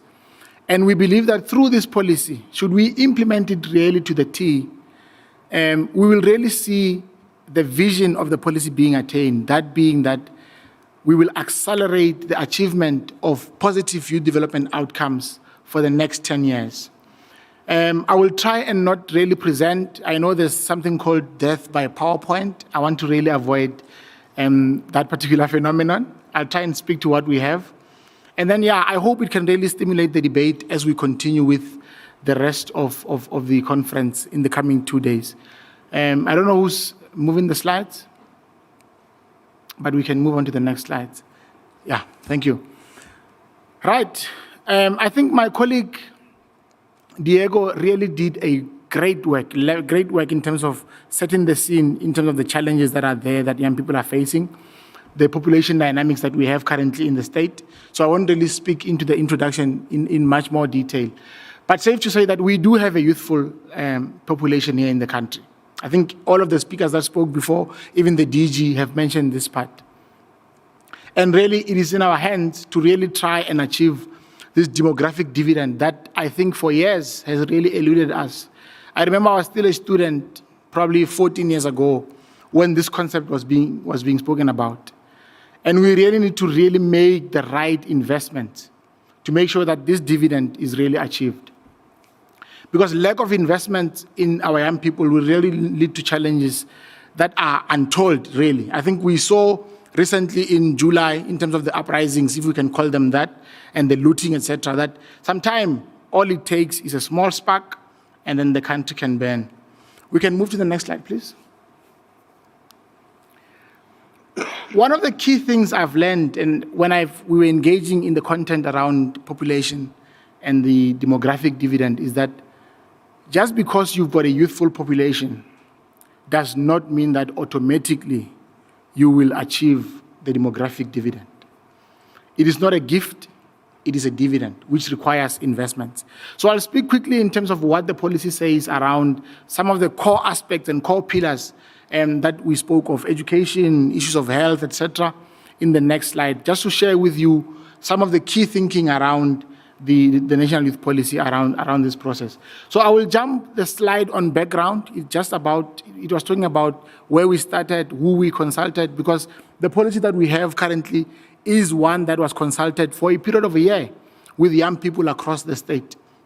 We went out in physical sessions. We had virtual engagements during the COVID-19 pandemic in order to get the voices of young people, to ensure that the policy is based, one, in research. It is based also on the experiences of young people, the lived experiences of young people on a day-to-day basis. So you'll see on this slide just the pillars that are contained in the policy. These are the 5 key things that we want to achieve at the end of the policy period, 2020 to 2030. And the first one you will see there is about quality education, skills, and second chances for our young people. The second one speaks to economic transformation, and also the issues of entrepreneurship and job creation.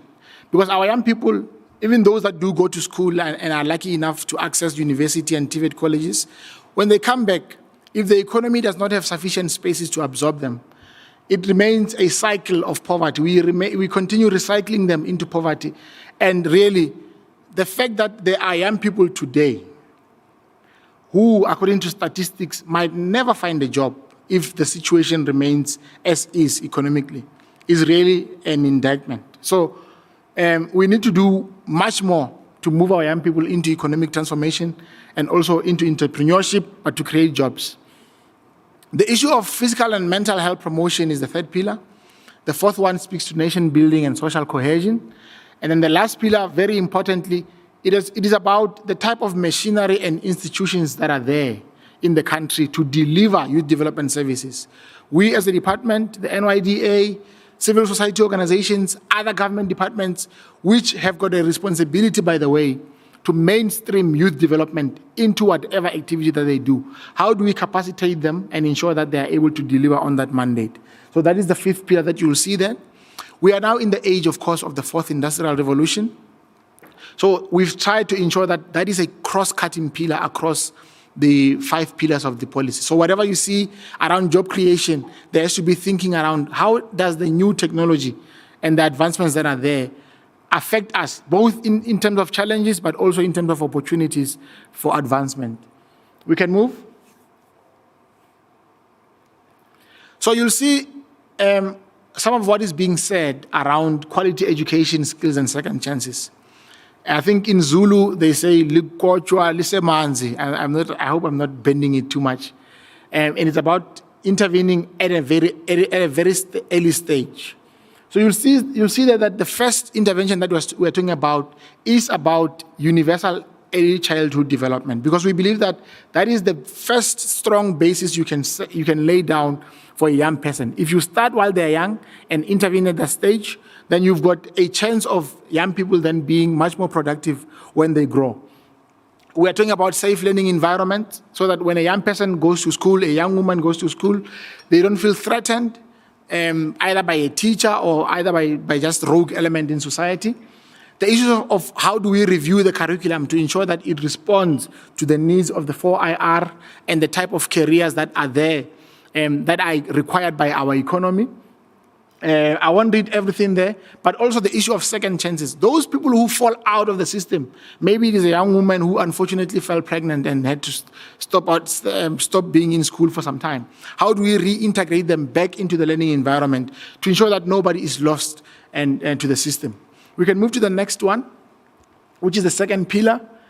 Here we are just talking about the issue of economic transformation, job creation, and entrepreneurship.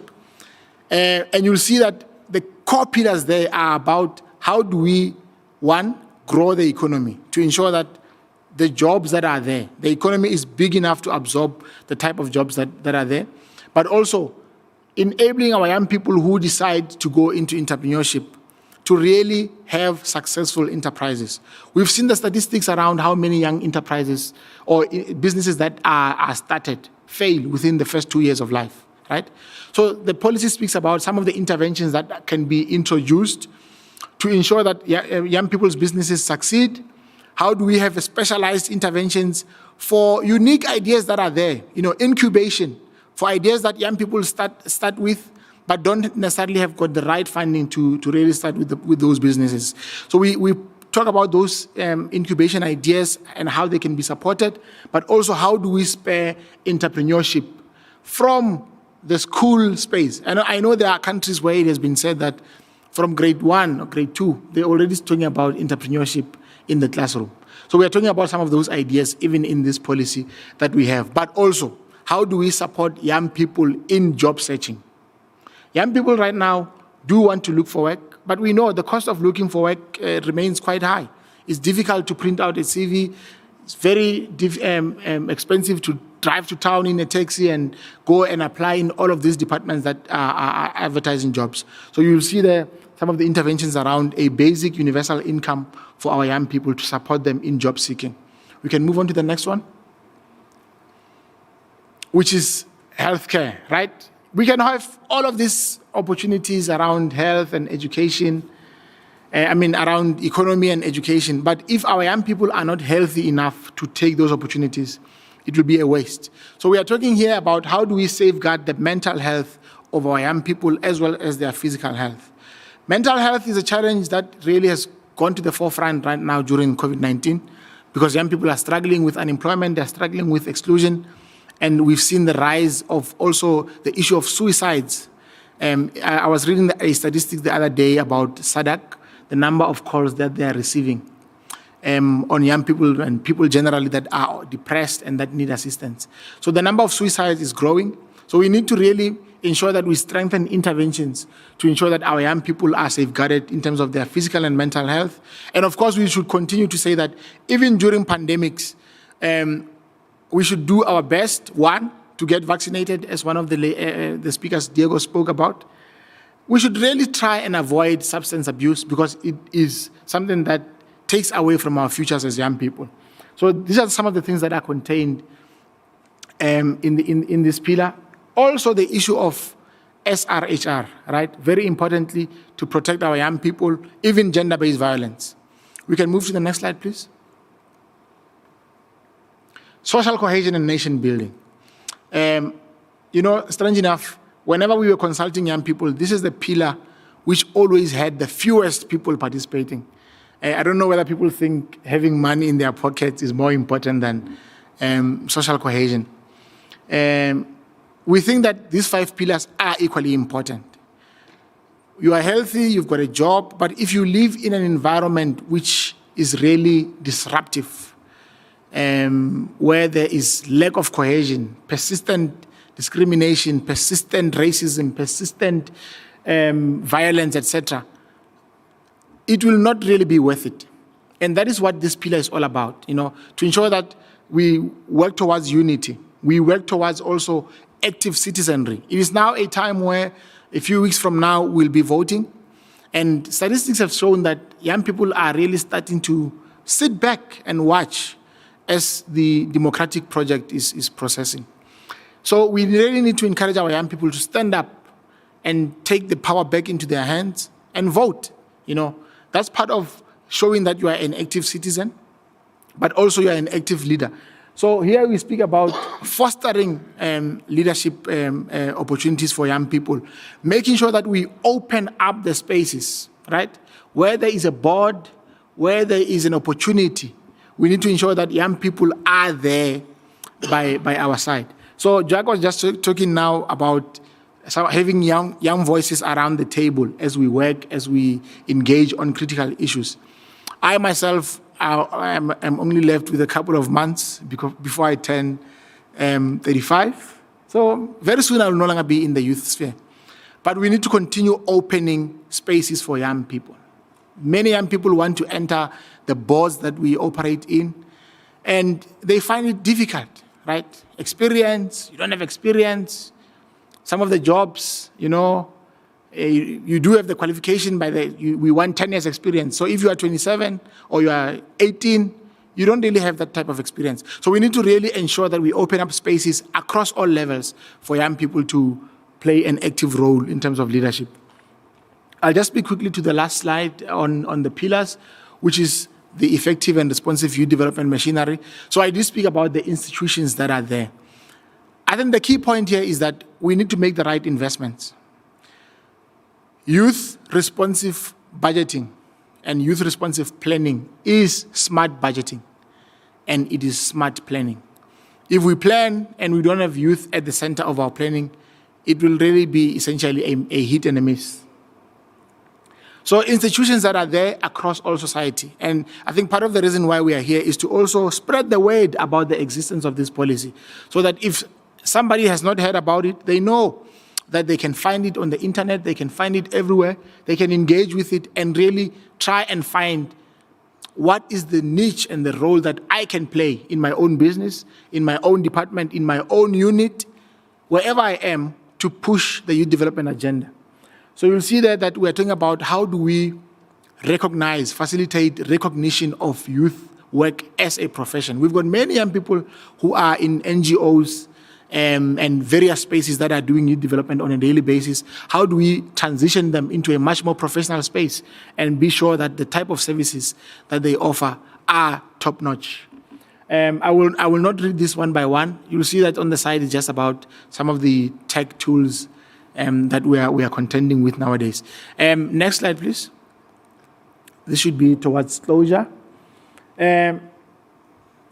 This slide I won't really go into because I think it has been really dealt with by the previous speakers, but it is just about some of the things that we should think about and the conditions around reaping a demographic dividend, from issues of encouraging investment, issues of ensuring that there's proper flexibility in the labor market, but also high quality health and high quality education. We can move from this slide as I move towards wrapping up. I'll just speak in broad terms now to say that the policy is an advocacy tool. It is there for us just to remind us. If you go back to 1998, you'll see there's the Lisbon Declaration that was taken there in Portugal on youth policies and programs, where government said, we've been doing a lot for women, we've been doing a lot probably for disability, but we also need to ensure that we are on par when it comes to youth development. So from there, in 2006, the African Youth Charter was ratified, which also was aligned with the Lisbon Declaration. And from then on, South Africa has had policies focusing on youth from 2009, ending in 2014, 2015 to 2020, and this is now the third iteration of that policy. So we really need to move into third gear now, and fourth gear and fifth gear in terms of implementation of this policy. So we are here to say to those that are here and those that are watching online, this is a policy that has been approved by cabinet, is owned by young people themselves, and we need to take proper ownership in terms of implementation of this policy. We need to strengthen our interventions around health, education, and employment in order to reap the demographic dividend. And mainstreaming youth development and mainstreaming the dividend itself, the demographic dividend, into our plans and programs is really the right thing to do. And I think that is a consideration that we need to make. This term of a demographic dividend should never be only for these forums where you've got demographers and experts that know about population. It should be something that we internalize even in our own spaces. Of course, on the policy, we'll continue to do continued advocacy and dialogues around the policy.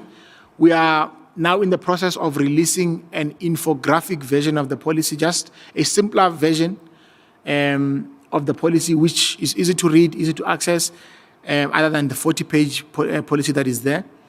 We are also finalizing translations. I think one of the speakers earlier, I think it was the DG, was talking about speaking to people in their own languages. So even this policy, we are now in the process of developing it into all the 11 official languages, or 10 remaining languages, so that if you are a Xhosa speaker, a Zulu, Shangaan, you can read it in your own language and engage, so that ultimately, when the time comes for an evaluation, and I think I'll wrap up here, we've got set targets that say in 2024, we'll start with our formative evaluation of this policy to ensure that for the past 5 years, what have we really achieved? So that when we get to 2029, when we do the summative evaluation, we know that we've built a solid foundation and baseline for tracking. The policy should not be gathering dust somewhere in cabinets and offices. We are really motivated and encouraged to ensure that through platforms like this, we bring stakeholders on board around the table to ensure that we all commit to its implementation. So we'll continue with the advocacy and policy dialogues, and also ensure that youth-centric messaging continues all across. Like I said, the infographic version is being finalized. I think in a week from now, you can access it on the internet. The youth policy itself is available on the government website. It is available on the NYDA website, so that anybody who wants to read it and engage with it, they can access it there. That is the presentation, Brother Jack. Thank you so much for the attention. Thank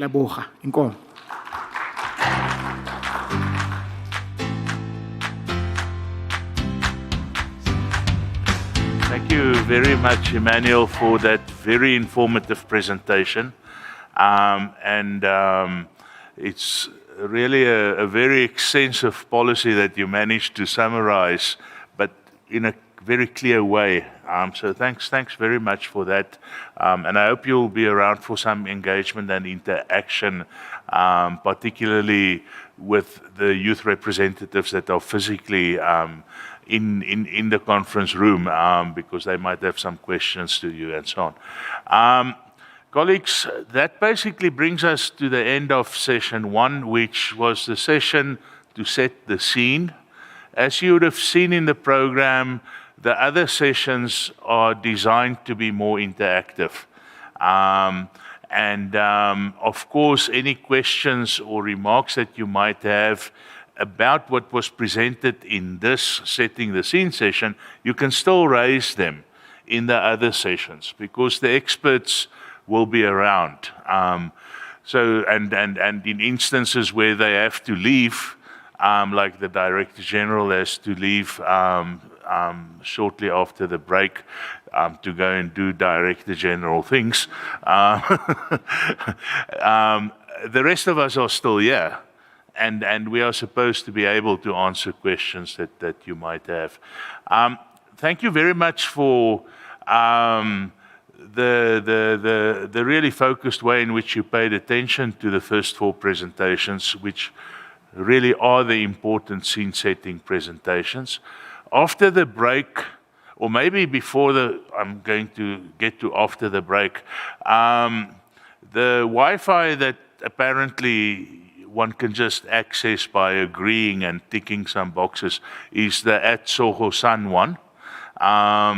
So I kept it quiet so that you could listen and not do all those things that Emmanuel had there on Facebook, there and there and there and there. I saw a video clip recently, though, in which a young woman spoke about social media and did not mention Facebook. So the interviewer asked her, I'm surprised that you don't mention Facebook. So she said, well, but Facebook is for old people. Now, I don't know, because what I do know is that I use Facebook and I don't know any of the others. But the young people will be able to tell us. You know, I know Facebook was for young people maybe 10 years ago. So, yeah, first of all, then, so that's how you get logged into the Wi-Fi. My colleague, Busi Malaza, who's the Acting Director for Population and Development Programs in the National Population Unit, will take over as chair after the break.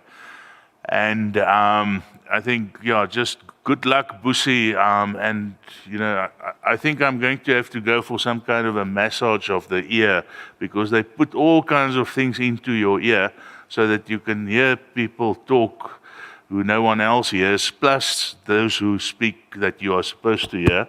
So it's all in the ear. Good luck with that, Busi. And then I think just to, well, thank Emmanuel very much. Also thank Diego, if he's still online, for escaping from a Stats SA Exco meeting in order to come and do the presentation. And then, of course, Dr. Lawson, Agat, as well as Mr. Mkunu Linton, they are outside to have a meeting. You know, so the kind of meetings that DG and UNFPA reps have, and that was to make use of the time when both of them are available before they have to go and return to their respective other duties. But in their absence, thank you very much to both of them. And also, with everyone's blessings, we'll agree to release the DG when he has to leave. I know he's got important presentation to make to one of those structures up there that take consequential decisions. So colleagues, the break is 10 minutes.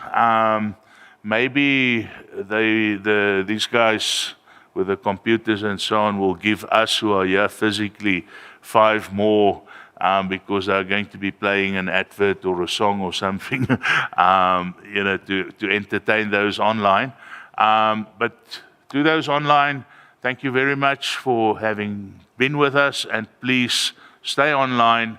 The next part of the discussion is going to introduce quite some very interesting things, including the first presentation of the findings of a study that the HSRC did on the impact of COVID-19 and lockdown on various aspects young people's access to services, etc. That's very fresh research. Personally, I'm also looking forward to hearing the findings whilst we are waiting for the full report, because it's going to tell us something about the lived experiences of young people through the COVID pandemic, done in a very scientifically researched way. With that then, thank you very much. Enjoy your break. 10 minutes, please. Maximum 15 minutes. Thank you very much.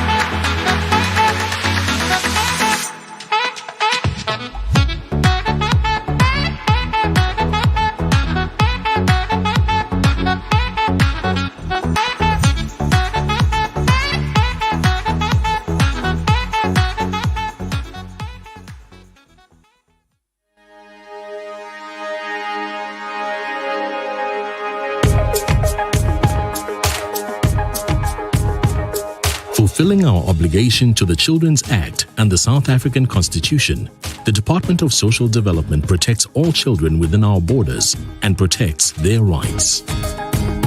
By providing assistance, advice and support facilities to strengthen and build the resilience of families, child-headed households and communities, DSD's child care and protection system safeguards and promotes the well-being of all our children. And by ensuring access to child and youth care centers, we help to provide a safe environment and protection and care for children who are living and working on the streets.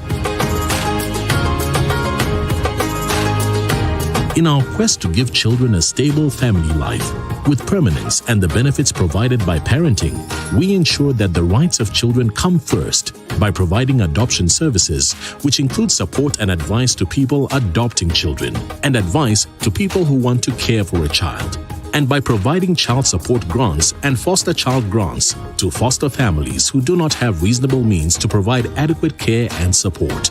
These grants remain the biggest contribution to the child care system.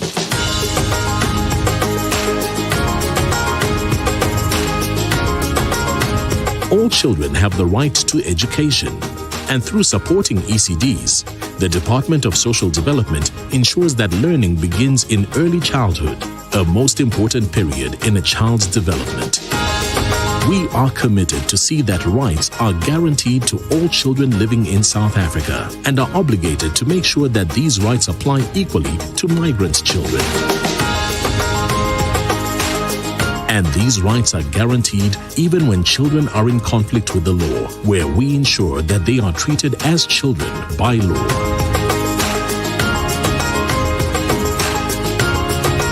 If a person in South Africa is under the age of 18, the Department of Social Development protects their rights as a child.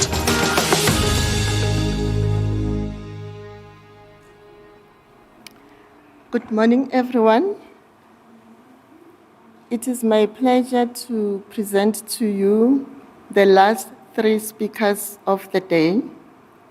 And the first one is the researcher, and he will be followed by a key stakeholder from government, and the last speaker is the sexual and reproductive health and rights civil society activist. We'll have presentation, three of them, one following another, and immediately after the three presentations, we'll open up for discussions, and we'll have roaming mics, and those mics will be sanitized to ensure we adhere to COVID protocol. I'll start with our first speaker. Our first speaker is Professor Candice Groenewald, who is the Chief Research Specialist at the Center for Community-Based Research in Human and Social Capabilities Division of the Human Science Research Council. She has a PhD in psychology from the University of KwaZulu-Natal and a master's degree in research psychology from the University of Western Cape. She holds a wide array of experience in conducting social science research related to adolescent, youth, and family well-being, parent-adolescent relationships, and parenting in time of risk. Her presentation is titled Youth Perception Study on the Socio-Economic, Health, and Gender Impact of COVID-19. And she will highlight also the summary of the key findings. Over to you, Professor. Good morning, everyone. And I have been upgraded to Professor. I will accept that. I'm not Professor yet, but I will accept that. Good morning to the Program Director, to the DG, and to the audience that is both present and online. Thank you for inviting us to present on the study that we've been working on over the last couple of months with the Department of Social Development. As introduced, I'm Candice Groenewald, and I'm with the Human Sciences Research Council. And we've been doing a study looking at the impact of the pandemic on young people in South Africa, focusing both on the previous year, so from the start of the pandemic, March 2020, up until this particular year. The study is conducted on behalf of the Department of Social Development, and we've been working very closely with them on this particular work. Because of the time frame, I'm not going to be able to talk through all the findings of the study, but I will focus on the findings of our first survey that we conducted, and I'll go through some of that as we move along.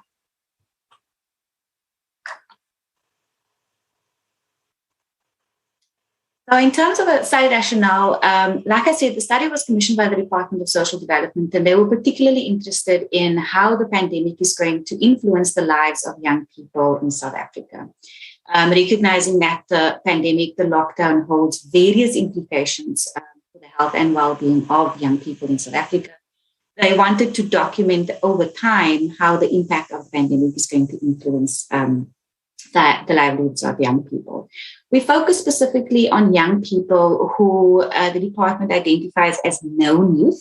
So these are young people who are between the ages of 16 and 35 years who have received some kind of support. So whether it's psychosocial support or financial support from the Department of Social Development or SASSA over the past 5 to 10 years. So essentially, it's young people who have received some kind of support or grants from the department over the last couple of years.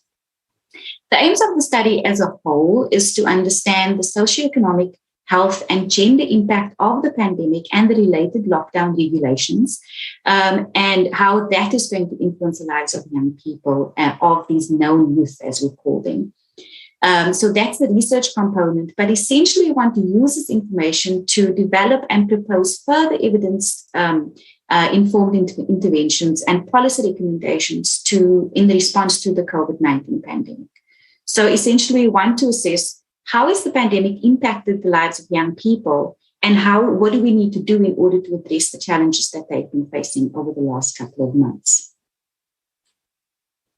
In terms of summary, a literature summary, I'm not going to go through too much here because I know that we are pressed for time, but essentially we know that the lives of South Africans and of the global population has been significantly impacted by the pandemic.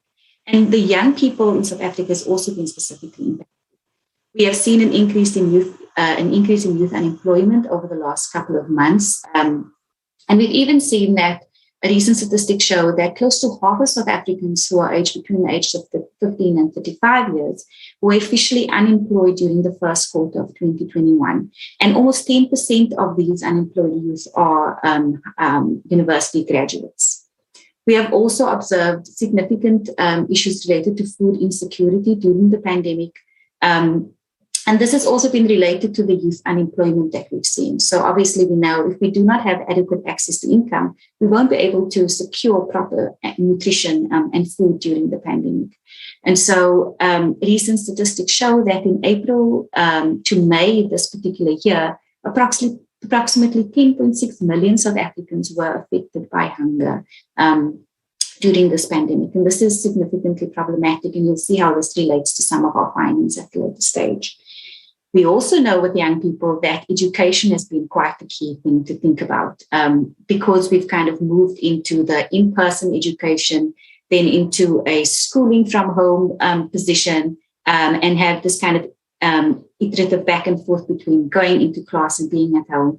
And so this has really impacted the educational space for young people, because the educational impact has been quite disproportionate, because young people face different challenges and different groups of people have access to, for example, laptops or computers or internet, and the costs associated with this is quite high for some people. So there has been the impact of the pandemic on education has been quite disproportionate due to access to certain laptops and so forth that people would not everyone has equal access to. If we look at healthcare and support during the pandemic, we know that some of there's been restricted clinic hours, some of the hospitals closed down, and there's been very specific focus on the COVID pandemic and that particular health component. And so access to issues like sexual reproductive health medications have kind of been restricted in some areas. Almost 1/4 of South Africans could not access condoms, for example, during this time, which which has an impact on the sexual and reproductive health of young people. We also observed, sadly, high rates of gender-based violence during the lockdown, and the Gender-Based Violence Command Center actually reported 120,000 cases of victims in the first 3 weeks of the lockdown. So this is quite problematic for young people in our communities. And then finally, we know that the Department of Social Development and SASSA has really focused on providing social relief measures and support during the lockdown for young people and for South Africans as a whole. This included the implementation of social relief measures such as food parcels, food vouchers, and the social relief of distress grant, which many people are talking about currently. And many researchers and academics are also talking about, what is going to happen if some of these support measures has stopped, and what is the implications of that for hunger and poverty in South Africa. So in the current presentation today, I'm going to talk about the baseline data that we have on known youth experiences during the pandemic. And I'm specifically going to focus on the health profile, the educational impact that we observed, the economic impact we observed, and the uptake of services and perceptions of social relief measures that the participants engaged with. In terms of our methodology, we adopted a multi-wave survey design, and what this essentially means is that we collect the data at different time points. For today, I'm going to speak on the data collected during survey 1, but we also collect the data at the second time point, which was during survey 2, and we will be collecting, and we will be doing another data collection period towards the end of the year, with the intention of observing how how the participants' experiences have changed over time during this pandemic. We recruited participants through DSD databases, social media, and also through different partners that the Department of Social Development had worked with. And so for survey 1, we had a total sample of 335 young people. This included males and females, and a very, very small sample of individuals who self-identified as LGBTIQ within the LGBTIQ community. Our surveys, I would have loved to share both survey 1 and 2, because I think survey 2 also offers a particular understanding of how, in relation to the COVID-19 pandemic directly. But I'm going to focus on survey 1 today. So looking at some of the demographic background, demographic information, some background, the health profile, experiences of gender-based violence and perceptions of gender-based violence, and also access to social grants and interventions. And as you can see, survey 2 focused on the MPI or the social behaviors during the lockdown, COVID-19 knowledge and information seeking practices, mental health and coping, and then COVID-19 vaccine uptake and acceptability. That will focus on survey 1 for today. So some of the findings, as we observed with the larger literature and the large statistics that have been presented in South Africa, we observed a significant increase of unemployment in our sample. Before the lockdown, 44% of our youth indicated that they were unemployed, while during the lockdown, we observed that 72% of young people indicated that they were unemployed. Amongst those who indicated that they were unemployed, 91% said that they were actually looking for work at that time. The groups that were most likely to report becoming unemployed during the lockdown were the younger groups, so those between 16 and 24 years of age, and the single and those with no children. About 3/5 of our sample, and I think this is quite alarming, about 3/5 of our sample said they had no source of income during the lockdown, further demonstrating that many young people in our sample were vulnerable to poverty. So our findings really relates to the more national findings that youth unemployment significantly increased during the lockdown. We also looked at the economic impact in terms of access to water and food. Many respondents indicated that they had not had adequate access or enough food, as we phrased it in our survey, during the different phases of lockdown. So we saw an increase in the proportion of inadequate access to food pre-lockdown. So before the lockdown, 40% said they did not have access to enough food. During the hard lockdown, so that was March, April time period, 53% said that they did not have access to food.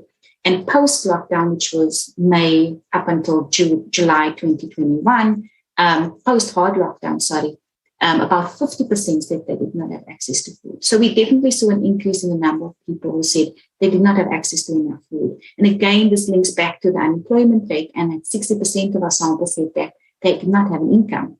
And I mean, you don't have an income, the chances of you being able to secure food significantly drops.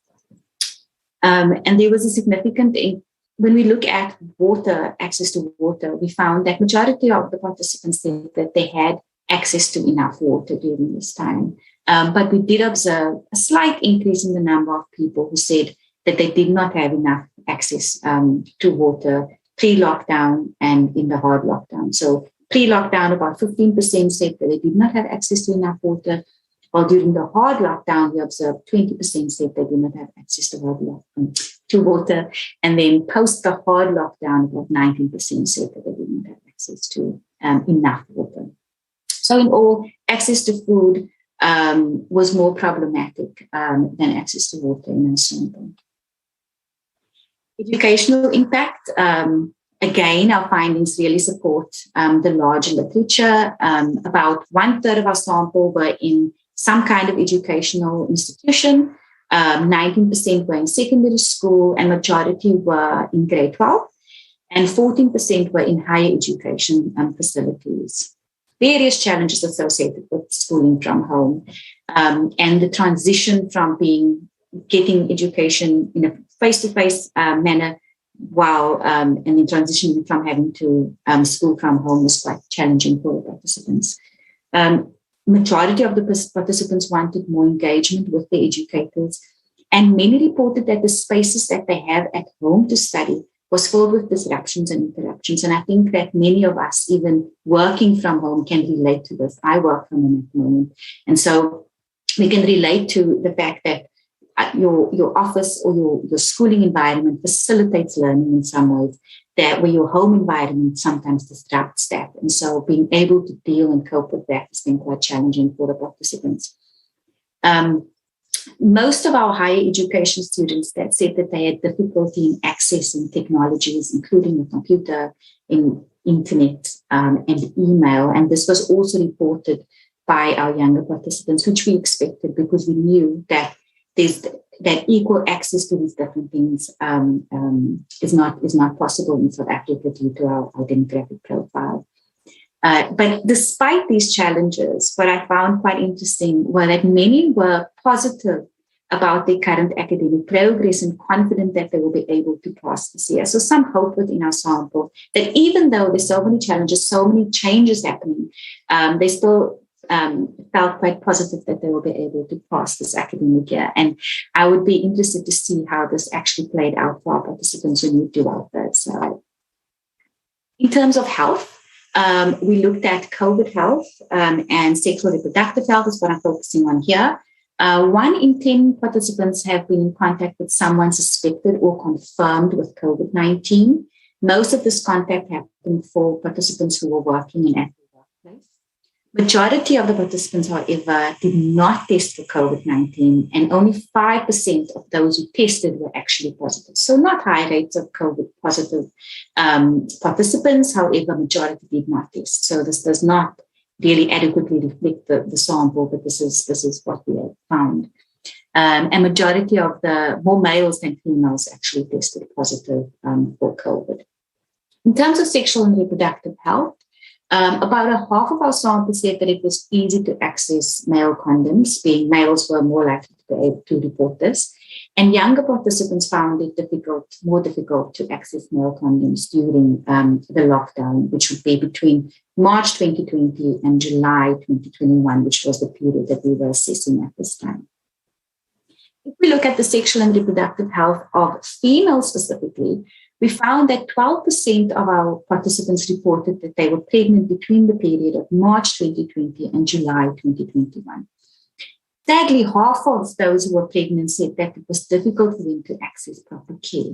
And again, as I said before, a lot of the clinical facilities or the clinics in the hospitals were actually were closed at certain points in time. And so accessing certain services were difficult for some of the participants. Most of the female participants did not have trouble accessing contraceptives, and again, male condoms were easiest to obtain. But about 1/5 said that they struggled to access birth control pills, again, with clinics being closed. That makes sense. And about 1/5 said that they struggled to access sanitary wares like pads or tampons, respectively. And this again links to, we can interpret this within the context of shops being closed and not having access to certain necessities that we required earlier in the lockdown. Social well-being and violence, and this was also quite devastating to see in terms of the experiences and perceptions of violence. And we looked at different forms of violence. General violence in terms of fighting, stabbings, gunshots, and so forth. This was perceived to be common in the communities. Majority thought that this kind of violence occurred often or very often in South Africa. 1 in 5 reported that this form of violence occurred in their household. So this is quite problematic. 18% said that this happened often in the household, and 19% said that this happened very often. So about 1/5 of our sample actually experienced general violence in the household. And more than 1/3 reported to have witnessed this in some space, this form of violence. So witnessing and experiencing of violence is quite high in our sample. Violence against women, again, many thought that this violence was common in South Africa. Majority of the reported violence against women occurred in their households, sometimes, often at 21%, or very often 23%. Majority also witnessed violence against women at some point in time. And we observed that witnessing violence against women was also associated with an increased likelihood of thinking that violence was common. Which we expected that witnessing something will influence your perception of the prevalence of it. Looked at violence against sexual minorities in terms of LGBTIQ community. About 2/5 of the sample thought that this violence occurred very often. However, 45% indicated that this never occurred within the household. And this should be interpreted, I suppose, in the sense that we had a very small sample of people who also self-identified as LGBTIQ. So if we had a bigger sample, we might have received a different outcome for this question. More than half reported to have witnessed this form of violence at some point in time. And again, if an individual had witnessed violence, they were more likely to perceive that this form of violence was widespread. Violence against children, about 2/5 of the sample indicated that this kind of violence transpired in South Africa often, and very often. About 2/5 also said that this type of violence had not taken place in their household, while 1/5 said that this happened quite regularly in their household. Having a child did not increase the likelihood of believing that violence against children was common.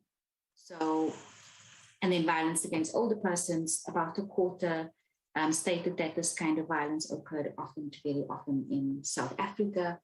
And about almost half of the sample said that this kind of violence never occurred in their household, while more than 1/3 indicated that this had occurred in their household. So in general, what we're seeing is that that the young people in our group during the lockdown had observed had witnessed violence against different forms of violence in their communities, and also experienced different forms of violence in their households, which is something to really address in terms of intervention and support. Again, accessing support if violence experience. So we wanted to assess whether the young people understood and knew how to access support. And about half of the participants indicated that they were certain that they would be able to access support if they experienced violence. But what we also found is that the more violence an individual had witnessed, the less likely they were to be assured of the ability to obtain help. So this is the at-risk group of participants here, is the people that are witnessing violence are saying that they are not able to actually seek support. And so targeted support for this group is really necessary in order to get support to the groups that are actually witnessing, and witnessing might also relate to experiencing violence. We're now going to look at the uptake of grants and social support services during the lockdown. We're focusing here on the COVID-19 Social Relief of Distress Grant and also some of the food parcels and vouchers. In general, about a third of our sample said that their household did not receive any social support during this period. Female respondents were more likely to receive the child support grant than male respondents, although male respondents also indicated that they had received the child support grant. About 2/5 of our sample had applied for the Social Relief of Distress grant. And of these respondents, only about half of them were successful, indicating that many of the participants were failed applicants. So more females were unsuccessful than males in applying for the social relief grant, but more males were actually successful than females in applying for the social relief of distress grant. In terms of food parcels and vouchers, food parcels were definitely more common than food vouchers. About 19% of our sample indicated that they had access to food parcels, that received food parcels during the lockdown. And this is compared to 7% of participants who indicated that they received food vouchers during the lockdown. But still, 19% is a very small number in the group. And so again, this relates to the income that we said that 60% of our sample did not have adequate income during this time, and the unemployment rate. So poverty and insecurities within this group was actually quite high. Respondents without children and those in the 16 to 24-year age group were far more likely to receive food parcels than food vouchers. So the vouchers in general were not as common as the parcels. Interestingly, only 6% of the sample said that they made use of any of the psychosocial support services offered by the Department of Social Development during the lockdown. And this included counseling services from a local social worker and the gender-based violence command center. We asked participants to indicate their satisfaction with the support services they received. And one of the first questions we asked was, recognizing that this is a group of young people who have received services from the department before, we wanted to know whether they thought that having received these services, whether this influenced their experiences during the lockdown to access further services. And almost 1/3 of the participants said that they had previously received services, that the services they previously received from the department had helped them to secure better services during the pandemic, while 42% said that this did not. Respondents, we also asked them to indicate how satisfied or dissatisfied they were with the programs offered by the Department of Social Development and SASSA for young people like themselves during the lockdown. And only a small number said that they were dissatisfied during this time, while about nearly 2/5, so about almost 40% said that they were actually satisfied with the services. And we then also asked again whether they were satisfied with the way that the Department of Social Development and SASSA had catered to the needs of young people during the lockdown. And about 1/3 were pleased with this, and only a minority indicated that they were not satisfied with the way the services were implemented for young people specifically during the lockdown. We asked them to recommend, and I think this is important because I've heard the narrative around young people's voices, and this is why the study was implemented, is to hear from the experiences of young people, how are things going and what do you need? And one of the key questions we asked was, what are some of the recommendations to improve the services that they've experienced during the lockdown? And the most popular was to provide more information on where to access services and to simplify the application process for grants. And if we think about that, the majority of people who actually applied for the social relief of distress grant, for example, were unsuccessful. This is an important finding in terms of young people want better information on where do we get support, what kind of support is available to us, and then also can we make the application processes a little bit more simplified. And then they also asked for more officials to visit their communities and for similar social leave of distress grants for other disasters that might happen in the future. Applications, like I said, the application process was one of the key things that had come up. So what have we learned thus far? Like I said, this is it's a longitudinal study, so multi-wave, and we are intending to repeat some of the questions that we had in our baseline at endline towards the end of this year. And so what we've learned thus far is that there is a significant increase in youth unemployment, inadequate access to proper food and nutrition, which is obviously linked to our high levels of unemployment. Youth experience significant challenges with the schooling from home approach, and it would be interesting to see what the impact of this was in South Africa as a whole, but also in our sample in terms of the academic outcomes towards the end of this particular year. Limited access to healthcare for pregnant women during the lockdown, limited access to contraceptives like birth control, and limited access to basic necessities. The one thing we are wanting to look at in our data a little bit more closely in terms of the pregnancies is to look at the age categories of pregnant women within our sample, and again to see whether we've had an increase of pregnant women towards the end of this year and their experiences during the lockdown. Different forms of violence, which I think was quite problematic, different forms of violence were perceived to be common in South Africa during the lockdown, and witnessing or exposure to the different forms of violence was common. More than one third witnessed general violence, violence against women, and violence against older persons in our sample. Majority were confident that they would be able to access support if violence was experienced, but witnessing violence decreased this likelihood to be able to seek support. While applicants for the social leave of distress grant was high, success rate was low, and males were more successful than females. Access to food parcels was also low, and I think access to the vouchers was significantly low. And there was general satisfaction with the services offered by the Department of Social Development and SASSA for young people in the lockdown. However, young people need more information on where to access services, and they are asking for, like I said, a simplified application process for grants. And in the next phase of research, we are wanting to look at how these changes occur over time with the intention of providing some research-informed, evidence-based solutions to looking at how to support our young people in South Africa. Thank you.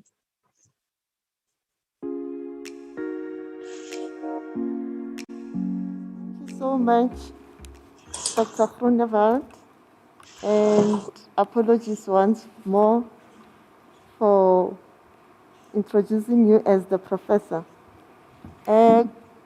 Colleagues, I'll just request before I introduce the second speaker that you note down all the questions that you need to ask all the three speakers.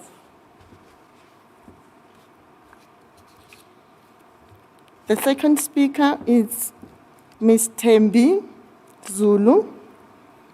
She is the Deputy Director for Women, Sexual and Reproductive Health and Rights at National Department of Health. And she's responsible for the program management, development, facilitation and coordination of sexual and reproductive health and rights policies and related guidelines.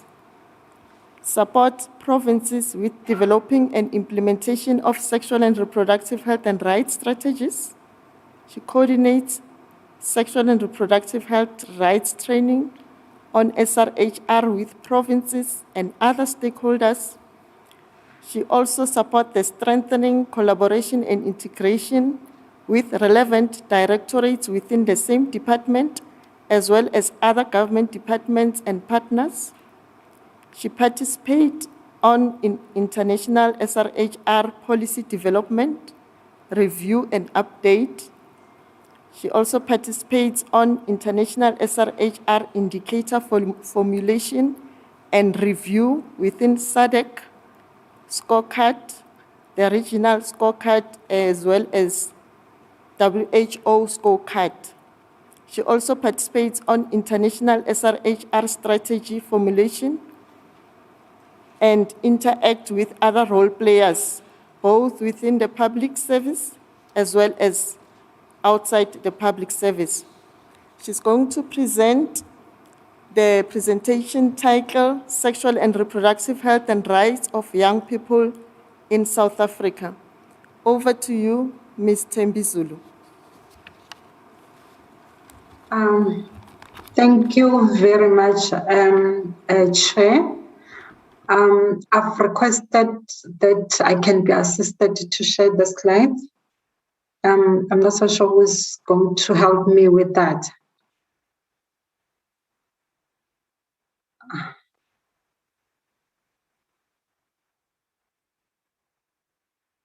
Hello, anyone helping with that?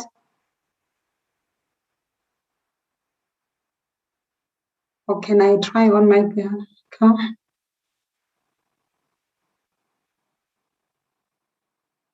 Do you see it?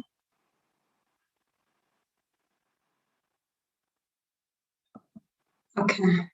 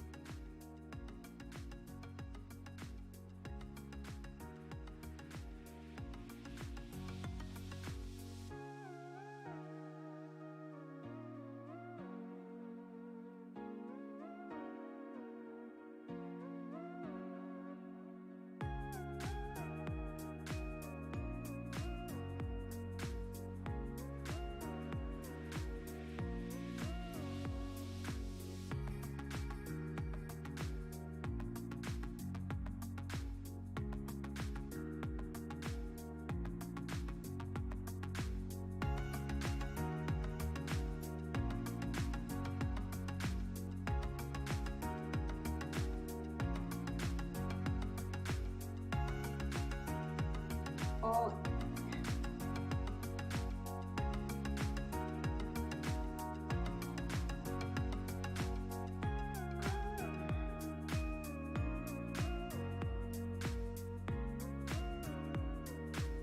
Or rather, maybe let me try as well.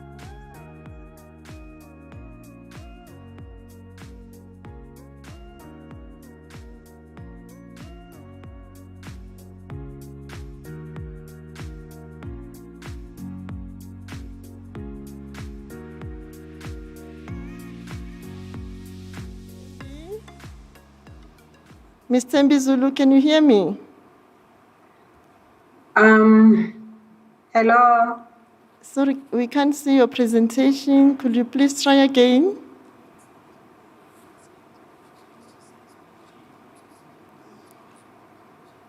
Oh, it is on Zoom. We can see it. You can continue.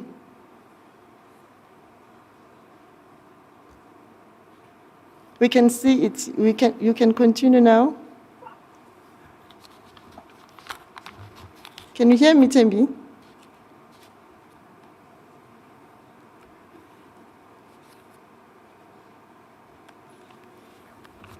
Ms. Thembi? Hello. Can you hear me? Yes, I can hear you. We can although see. It's not. We can Yes. see the presentation. You can continue. Thank you. Can I do what? We can see your presentation. You can continue. I can't hear properly, Ms. Malaza. We can see your presentation, so you can continue presenting. Okay, I can hear. I can see it. I can see it now. All right, thank you. Okay. Good afternoon, colleagues, or good day, colleagues. My name is Thembi Zulu. They've just introduced me. I will take you through the presentation on sexual and reproductive health and rights. Firstly, I would like to share with you the key issues that is actually affecting women, especially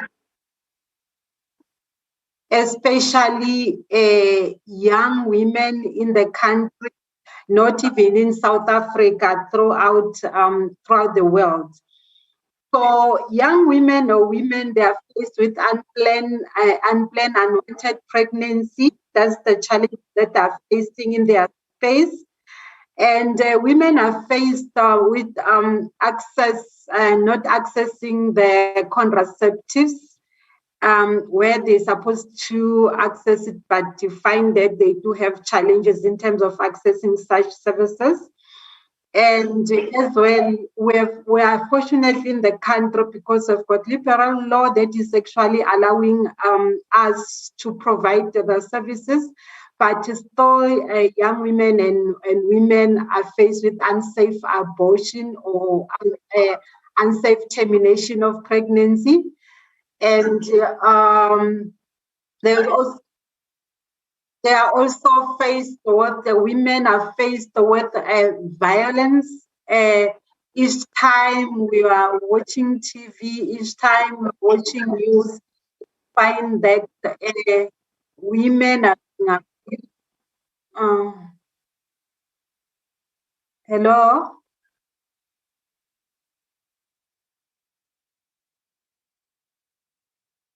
You can continue. Hello? We can hear you, Ms. Zulu. You can hear continue. me? Okay. Yes. They are faced with violence each time we are watching news.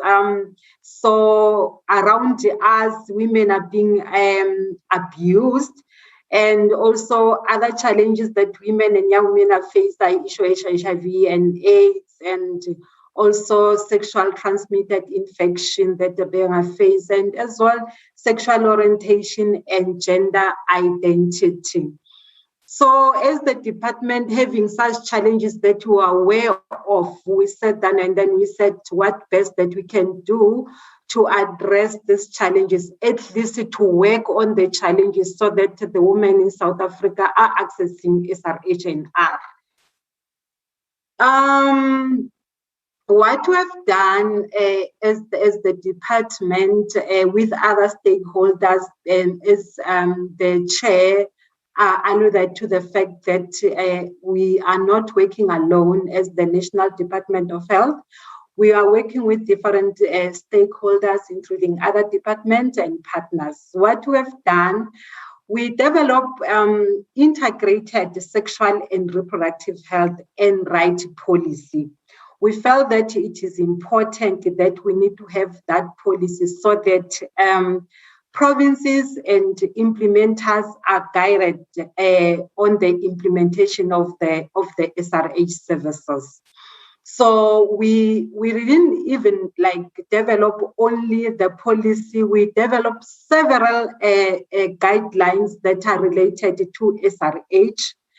And all those guidelines are there in the departmental website. So whoever want to read it or want to go through to it, and then one is welcome to go through the departmental website and read those guidelines and the policies. What actually excited us or excites us is the very same SRHNR policy. We've been not having the SRHNR policy, so we have implementing the services without a policy. So now that we are having, and it's not a standalone policy, we integrated most of the services that are being rendered in an SRH space. So also, as I've been saying, that over and above the policy that we have developed, we developed related guidelines. Some of the guidelines, they were there, and we make a point that we updated those guidelines. I just want to talk about the new ones that we've been not having them. So we managed to develop a TOP guideline that we never had it in the country. Yes, as I was saying, that we do have liberal laws that is actually allowing the woman to access termination of pregnancy, but we've been providing the service using the Act. And we all know that if we are using the Act, and then different people can interpret the Act in different ways. But then now that we've got a guideline, and then we believe and also we are sure that different provinces, they are going to implement the TOP services in an integrated manner, in the standardized manner. The other guideline that I knew is a national safe conception and fertility. We know for sure that sometimes we focus more on the prevention side, forgetting that there are those women who actually want to have baby. Even if we are saying people, they need to use contraceptive to prevent unplanned, unwanted pregnancy, we are not saying that people, they must not have children. But what is important that what we emphasize, we are saying women or young girls or young women, they must have children if they are ready psychologically, physically, and economically. So that is why we are saying that if a person is not ready, if the woman is not ready, it is important that they must use contraception or family planning method. And as a country or as the department, we've got different methods that are available in the public sector that the woman can access as and when, if the woman wanted to prevent unplanned, unwanted pregnancy. So what is important, we encourage them to come and access such services. So that is why we develop those policies and a related guideline, because we believe that those documents, they are going to guide the implementers, the people who implemented the services in different provinces. My next slide, after we've developed the policy and the related guideline, we felt that as a department is not enough. So we further developed the sexual reproductive health and right course or training curriculum.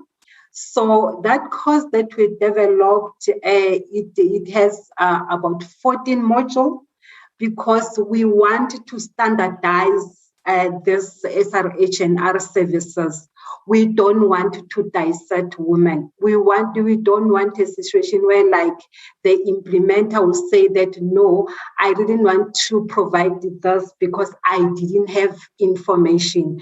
As well, we want to standardize the service in such a way that even if a person receives the training, at least the training must be standardized. And if a person or partner or other department want to conduct the training, he must use the very same material, so that as and when, if the person want to access the service and then he receive the standardized service in different provinces. For example, if a person wants to go to Western Cape, and then he must also receive the same services if he can go to KZN.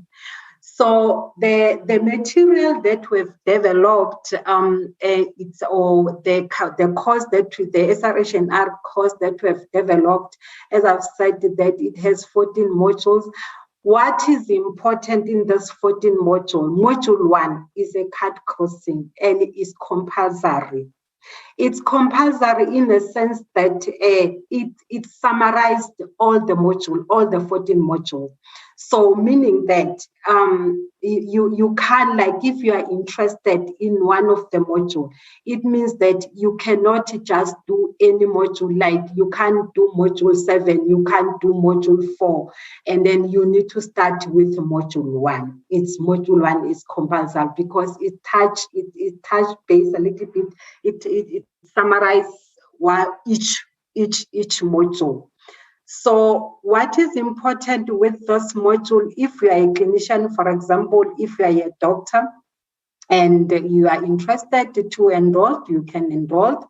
And then it has CBD point. Each module, it has its own CBD point. And if, for example, you work in a GPV space or in a GPV space, you can start with the module 1, and then from there, once you have completed module 1, you can go straight to the module that is related or that is touched where you are working. And if you are working with family planning, in the family planning space, you can start first with module 1, and then you can go to module 5. And then you can pick and choose any module, but what I can emphasize with this curriculum, and it's you need to start with module 1. And maybe again, what I can emphasize with the module 1 or all other modules, once we have started the module, you need to finish it within 2 weeks. And each module, it does have learning sessions.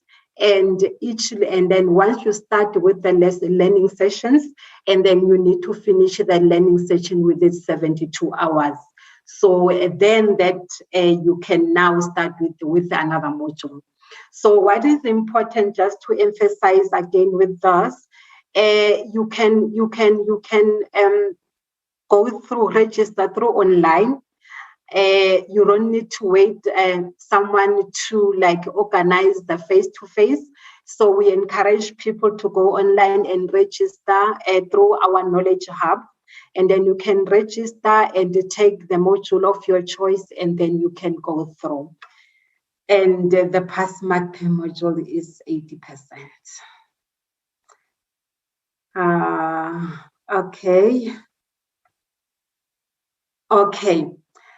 Over and above what we've been busy with in terms of the module or training curriculum, we felt that as a department we've been stuck training, and you find that what we've realized that people, they will understand during the training if you take people from them outside their working environment into the boardroom or and then you train them, they will understand everything. But now if they're supposed to go and implement, and then you find that is the challenge.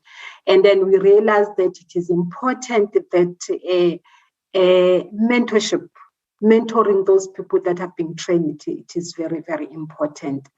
Because you find that what we have noticed that people, nurses and doctors, they can be trained all over on the SRH space. But if you make follow-up, you find that still women are not accessing the services. And if you go deep, and then you find that a person, yes, has been trained in theory, but when they come to the skill itself, is not yet there. He can't stand on her own or on his own. And then what we've done, we've developed the mentorship program. So we're for example, we've been moving around to the provinces and now training them on the mentorship and saying that, yes, we've been so much stuck on the training itself. And then, we never had a program where we run and actually following up on the people who have been trained, because our focus now as the department, we are focusing on the implementation. We want people to implement.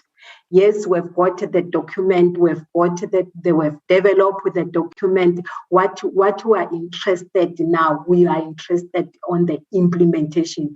We want the people to implement so that the people receive a quality SRH&R services.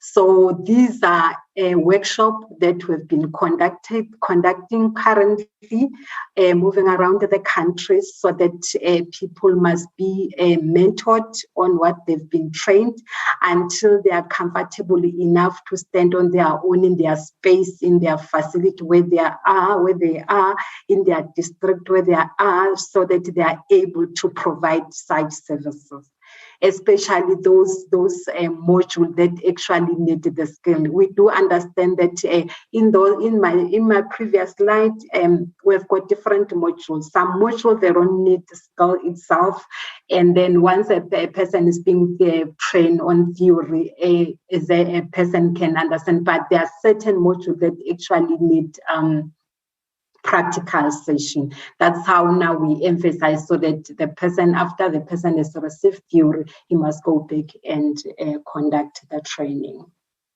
Next slide. We, as the department, we felt that yes, we've looked at the supply side, that because we felt that it is important that we need to put our house in order. We've looked at the supply side. We said, okay, we need to develop the policies. We need to guide the implementers, and we need to train the implementers. So we felt that it is important as well to look at the demand side, so that people, the community, our end users, they must understand, they must know what we have. So that they must come in numbers, and as they come in numbers, they must find ourselves ready, and the service being ready for them. And where we have erected billboards across all metros with information, and that information that we are preaching, we are saying that people, they must use contraception if they are not ready to fall pregnant. And more so, we are promoting dual protection. What we mean by promoting dual protection, we are saying yes, we can prevent pregnancy using hormonal method, which is the different method that we are having in the public sector. But as well, it is important that once a person or a woman choose, or a young woman choose the hormonal method, is either injectable or implant or IUCD, all the methods that are available. But it is important as well to use condom, because also we are looking at preventing STI, where we are looking at preventing HIV, because also it is important that we need to also prevent such. Our message throughout is just we are telling young women to say, as much as well we are worried about unplanned unwanted pregnancies, also they need to worry about HIV and STI. So that is why in SRH&R space, we are promoting dual protection.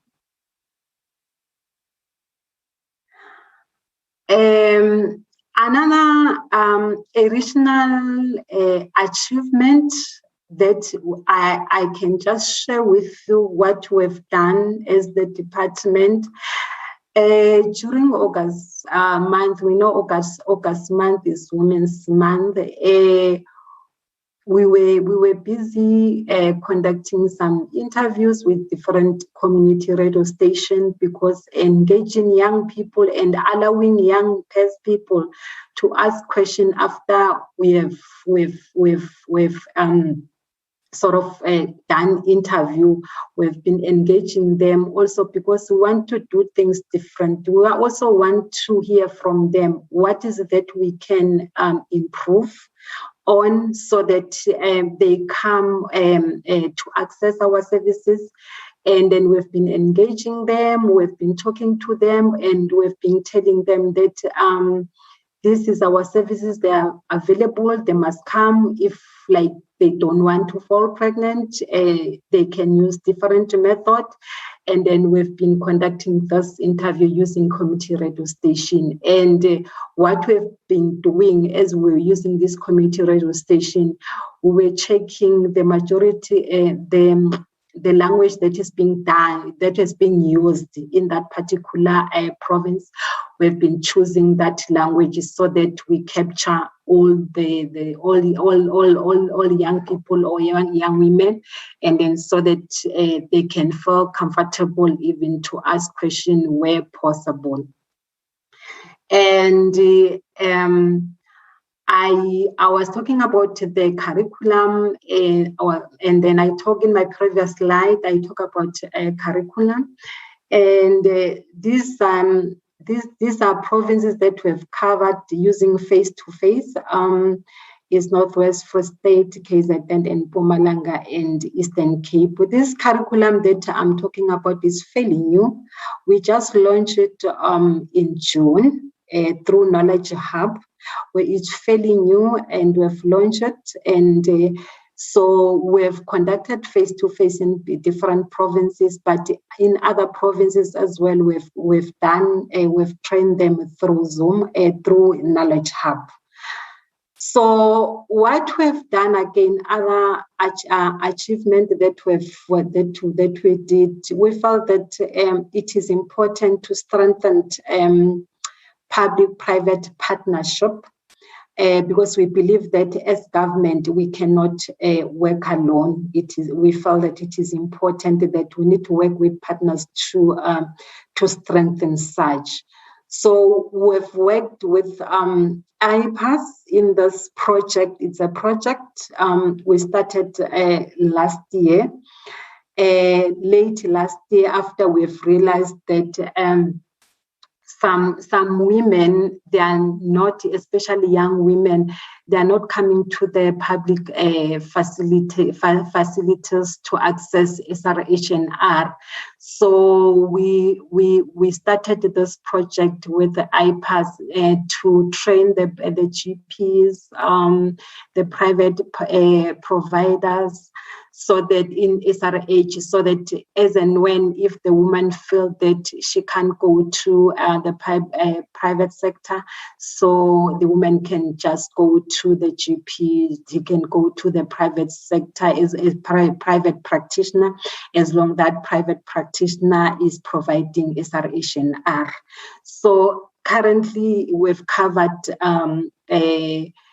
4 provinces with GP, Gauteng, Limpopo, Northern Cape, and Free State with this project.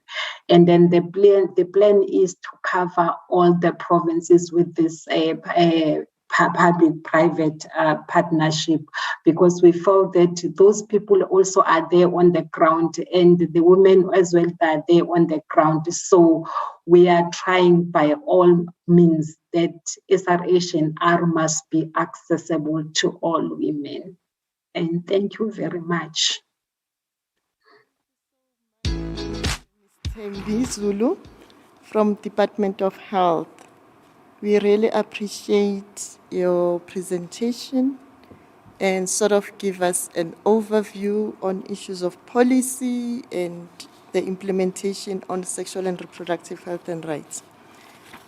I'll go to the last speaker for the day. It's Marion Stevens. She's currently a PhD candidate. She has an academic background as a midwife in medical anthropology, public and development management. She has worked in the area of sexual and reproductive justice for over 30 years. Her work has included conducting advocacy, project management, participatory research, policy analysis, and monitoring, learning and evaluation. She has worked with a range of stakeholders, both locally and internationally. She is the outgoing founding director of Sexual and Reproductive Justice Coalition in South Africa and a PhD candidate. She's the chair in Gender Politics, Department of Political Science, Stellenbosch University. In addition, she has been appointed as a member of the World Health Organization Gender Advisory Panel. And the title of her presentation is The Promise of Sexual and Reproductive Health, highlighting the reflections of 25 years of democracy in the context of colonialism. Over to you, Ms. Marion Stevens. Thank you very much. Good afternoon, comrades. Thank you so much for the invitation. I have been asked by the DSD comrades to present on a paper that I gave to the World Association of Sexual Health last month. And I want to acknowledge Ms. Malaza, thank you for the kind introduction, and to the DG, Mr. Mchunu. Thank you very much. I have had a number of comrades and colleagues and clients who over the many decades, locally and globally, have informed my knowledge and analysis. And thanks to many of those who've taught me to blend arts and sciences. And this picture in the background is one from that I drew from our body mapping project. Next slide, please. So I will be talking about the promise of sexual and reproductive health, reflecting on our 25 years of democracy, but also unpacking a context of neo-coloniality. And I will draw on an article that I've had published in the South African journal Agenda in June, which is available online. If you'd like a copy, please do ask. And this is a reflection and a review of the past 25 years. And I start by noting the experience of population control related to apartheid and how it's been deeply embedded in South Africa. And I reflect on the period of transformation and democracy and moments of movement building. So South Africa, as you know, is renowned for our progressive law and policy, and we have impressive legal provisions on paper that have served us. And this review will also explore how implementation has been undermined, unfortunately, by neo-colonial processes related to power, finance, and governance, as well as corruption. And these are all related. And I'm just going to be reviewing the areas of contraception and abortion. I'm very aware that's a limited lens, and I could, expand that all in relation to adolescent sexual and reproductive health and queer health. These are very pressing, but that's a PhD. Enough. Next slide, please. So I really do think it's important to reflect on our history, and South Africa has an immense legacy of slavery, colonialization, and being a home to refugees for many decades. Sexuality was policed through the Immorality Act, which forbade sexual relations between Black and white persons. Land and businesses were expropriated at a whim. Apartheid instrumentalized population control through the policing of Black bodies. They were undesired. Women were policed, contraception restricted. Women were dismissed from work if pregnant, and one could only access contraception if one was married. The military apartheid researched, this is interesting, in 2021, vaccines to limit and control fertility. And we lived in a population engineering industrial complex. I'm not going to be even touching on counter-normative sexual orientation and gender identities, and it goes without saying that these were marginalized. The population control and engineering of families is deeply personal to me, as this picture here is my maternal great-grandparents. Rachel, on the right, is a Jewish immigrant from Eastern Europe. And my great-grandfather was an entrepreneur, Frederick, who ran a bus transport company. They had 10 children, but their marriage was viewed as illegal and immoral. Their land and businesses were expropriated, and any inheritance was seized by the master of the court. My family was split and endured enormous systemic violence. My aunts and cousins endured and experienced terrible sexual violence and mental health issues.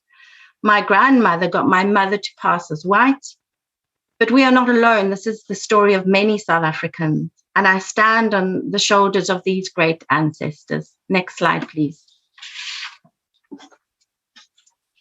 The transition in South Africa was a moment of opportunity, enormous opportunity. The ANC liberation forged political and military battles in the liberation struggle for freedom. Reproductive autonomy was not central to this political project, but it was on the agenda. And the elements of reproductive justice conceptually relate to some of these policy processes. And a fellow colleague, friend, Chamira Dan, a leading demographer who is part of the population policy, outlines this, noting the systemic obstacles for women, the need for women's development related to social determinants of health, and reproductive autonomy related to reproductive behavior. Thank you. Next slide.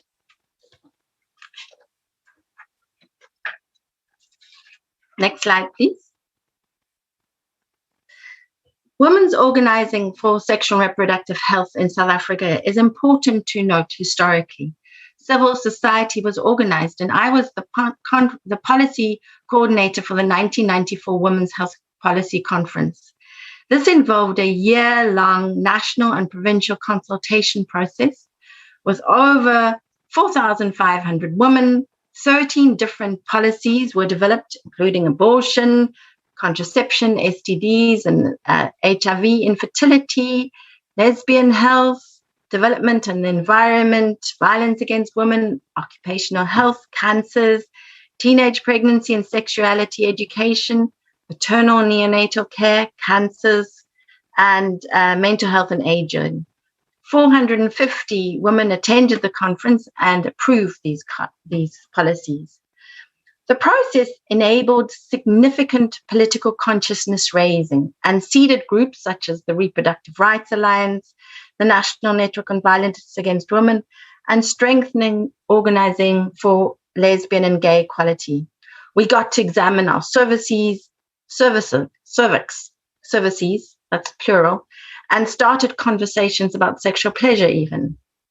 The last day of planning, and you'll look at the bottom there, was held with the strategic management teams of government to explore priorities for change in depth and to facilitate planning for implementation. Next slide, please. Post 1994, we developed a substantial paper tiger of reformed law and policy, something on the outside very powerful, but perhaps in effect and in reality ineffectual. Our population policy developed in 1998 from our population unit in the social development department seeks to name and redress the population engineering of the apartheid area, and has similar and perhaps further reaching ideas than the International Conference on Population and Development held in Cairo in 1994. Our Constitution and Bill of Rights addresses a range of important clauses, including the Equality Clause, the right to reproductive health, bodily autonomy to be free of discrimination in relation to gender and sexual orientation. Our Choice and Termination of Pregnancy Act has been viewed as a progressive piece alongside Tunisia and Ethiopia on the continent, liberalizing our Abortion and Sterilization Act, which was limited. Our Department of International Relations has negotiated, being informed from our progressive legal provisions in international fora, although sometimes it's been a bit inconsistent. Nevertheless, this has been about understanding the radical social determinants of health, the very context that enables or disenables. It acknowledges that there are overlapping and multiple oppressions that make up our context, and there are no single issues. All these laws have drawn up from our history and legacy of inequalities. Next slide, please. So a key challenge has been in the last 25 years has been our HIV and AIDS epidemic. And unfortunately, the response has been a single lens with very vertical programming. Due to the burden of disease, treatment has been a central focus. And it's important to note that women have been bearing the brunt of the epidemic here, with about 60% of all infections in the region affecting women. One of the gaps and neglected areas has been the fertility planning of HIV-positive women. Prevention of mother-to-child transmission, PMTCT, focused on the outcome of a healthy infant as opposed to what the woman might want. Focal point 2 of PMTCT, the prevention of unintended pregnancies, was never programmed for. Enabling contraception options or abortion. So a woman who found out that they were pregnant and HIV positive on the same day would go into the queue to enable her pregnancy. Having an abortion was not really on the table.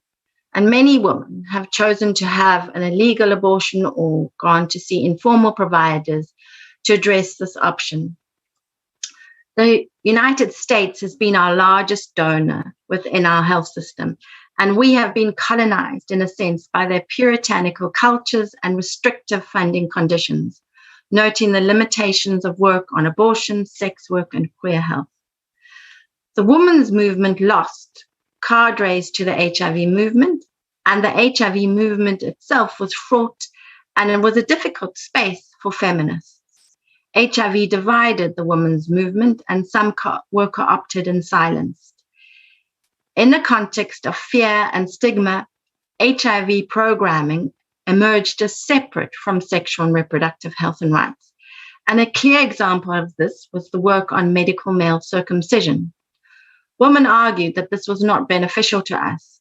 It made negotiating condom use very difficult, as men felt a level of protection.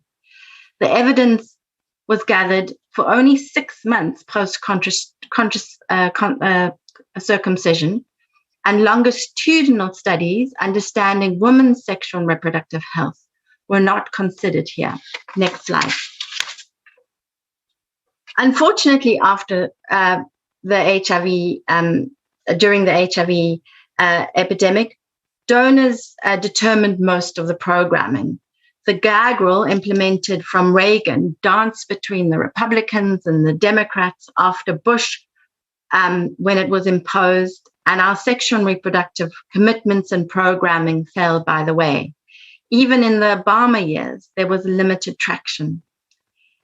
In the South African context of austerity, there has been no ring-fenced sexual and reproductive health budget, with the flipping and the flopping of the gag rule, but also the dominance of private foundations like Gates and Buffett's.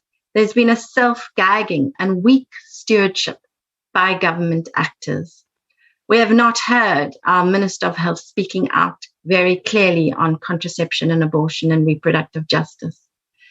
This gap has enabled the creep and hegemony of American international NGOs in the space. And the majority of work that is taking place in the arena is by mostly international NGOs. This often has been the co-opting of Black South African project managers paid less by than the US staff. This is a neo-colonial practice. There's been little investment in South African local movement building, and in fact, research and work tends to be extractive. Their ways of working have been orientated towards a very particular American US influencer social media type, with what is called astroturf, not grassroots, but a kind of false grassroots astroturf, and consultants paid to be rented voices. In some instances, there are corrupt practices, with US consultancies being paid large numbers to do this work when it could have been done by local groups. This is also taking place in a context where right-wing groups continue to flourish and emerge, interestingly taking on the language of neocolonialism in relation to sexual and reproductive health, seeing these as a Western and Northern imposition. Next slide, please. In looking at contraception, this has been an area of reform with many iterations of our contraception guidelines. And it's important that we note the trend to move away from the language of family planning to use contraception. Not all persons using contraception are planning families. For adolescents, they're not planning families. Many of us use contraception in treating endometriosis, for polycystic ovarian syndrome, and for acne. Some trans men use it as gender-affirming care, and some trans women use it without clinical guidance, given the lack of trans-affirming care. The method that is most commonly used in South Africa is DEPO, DMPA, around 60%. It's a decades-old method, originally used to treat endometrial cancer. It's a strong contraceptive. The policies have been revised to increase method mix and to improve contraception. We have modern methods, as in the ring at the patch, but these are not available in our public sector. Counseling has been well researched in implementation practices. However, in practice, we see coercive contraceptive practice with little consultation. Our measurement of contraception is outdated and heteronormative, using contraceptive numbers, products distributed in relation to a ratio of heterosexual couples, couple year protection rate. In 2014, our new contraception policy was launched, and unfortunately, the concern around HIV was in relation to the concern around HIV acquisition and DMPA. Unfortunately, it was launched with an emphasis on one contraception, the implanon. And in the first year, 1 million were distributed in that year. It was a donor-driven process with poor outcomes. Health workers were not equipped in terms of how to remove this, and those that had side effects, there was limited thinking with regard to the contraindications of those who could not take these, those on TB drugs or epileptic drugs, or who are large women. Contraception also remains in the realm of prevention, which is disappointing. Next slide, please. Here we see the increase in Depo-Provera over the past 5 years. The ECHO trial suggested that one could continue with Depo-Provera, but there's been concern and resistance. It is believed that the ECHO trial did not really answer the question about DMPA and HIV acquisition. It looked at DMPA, Gel implant, and the copper IUD to see which was worse than each other. And there wasn't one that was worse or better. But what the data did show was a very, very high HIV transmission rate. But the 2019 guidelines continue to include DMPA as business as usual. DMPA should not be used for more than 2 years. There's a black box warning. There are issues around bone density. It's not popular. But we know that in some clinics this year, under COVID, we've seen stockouts of contraception. And this also evidenced by the sensational reporting on adolescent pregnancies in the recent past. DMPA has been repackaged in the language of self-care in the full form of an injection, self-injecting cyanopress.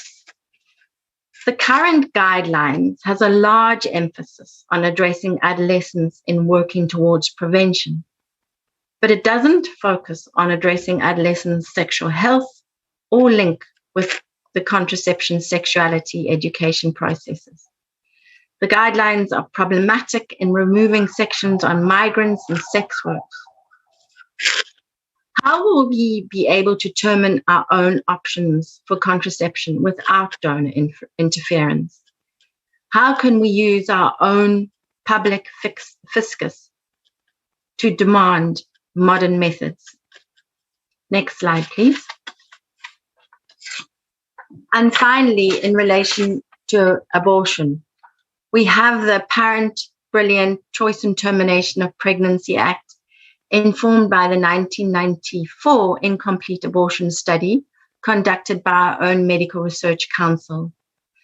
The study concluded that 44,686 hospitalizations happened and 425 deaths annually. That's a plane load of women from incomplete and unsafe abortions.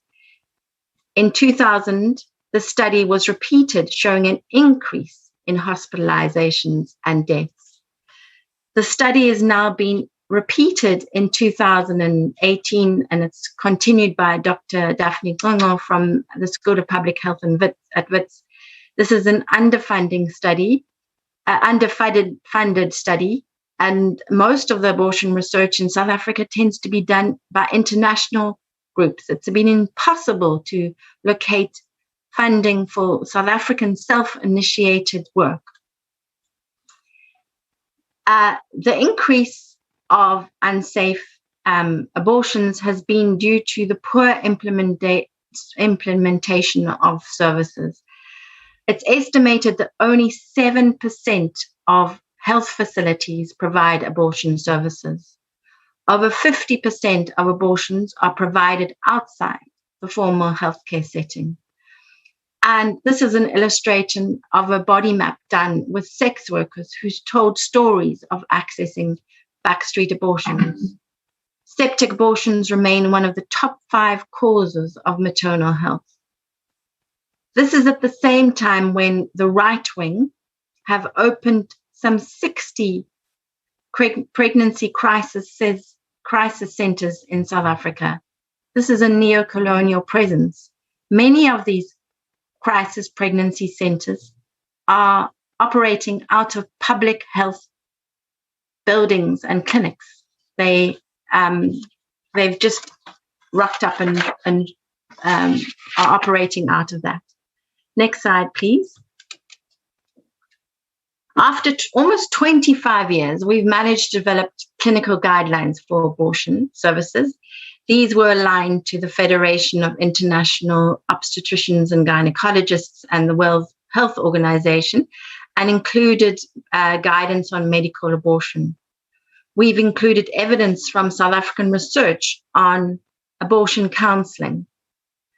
And unfortunately, American international NGOs formalized and finalized this work, and they've diluted the South African research, so much so that these counseling guidelines are now directive with a punitive interpretation. What has been good has been the inclusion of a patient-centered approach using this Choice and Termination of Pregnancy Act in including obstruction to access. This has been claiming this perspective as opposed to conscientious objection, which was imposed in South Africa with unfortunate impact. Conscientious objection in South Africa legally refers to white conscripts who refuse to go to the army. As a health worker, one never refused patient care. That would be against Ubuntu, the acknowledgement of a person being a person and in needing care of another person. This has wholeheartedly been taken insidiously by religious healthcare workers who previously would never have heard and applied a conscientious objection.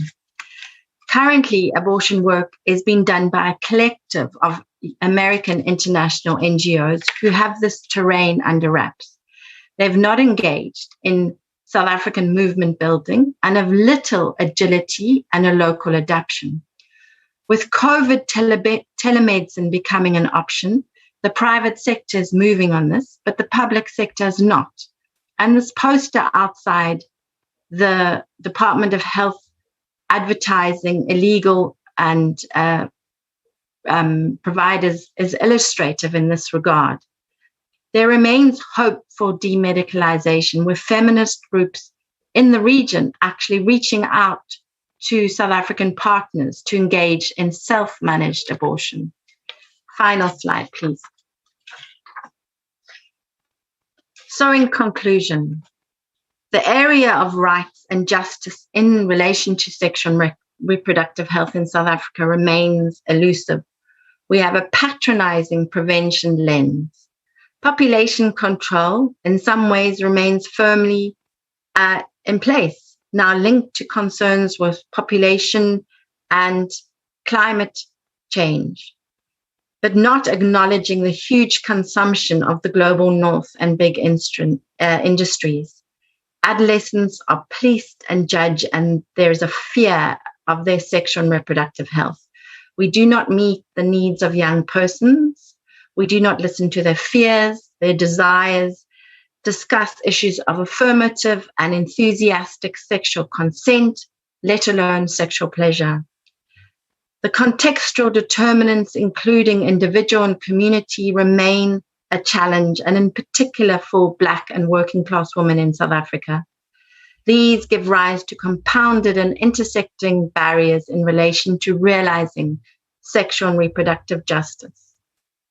And neo-colonialization remains firmly in place, with American financing being our largest donor.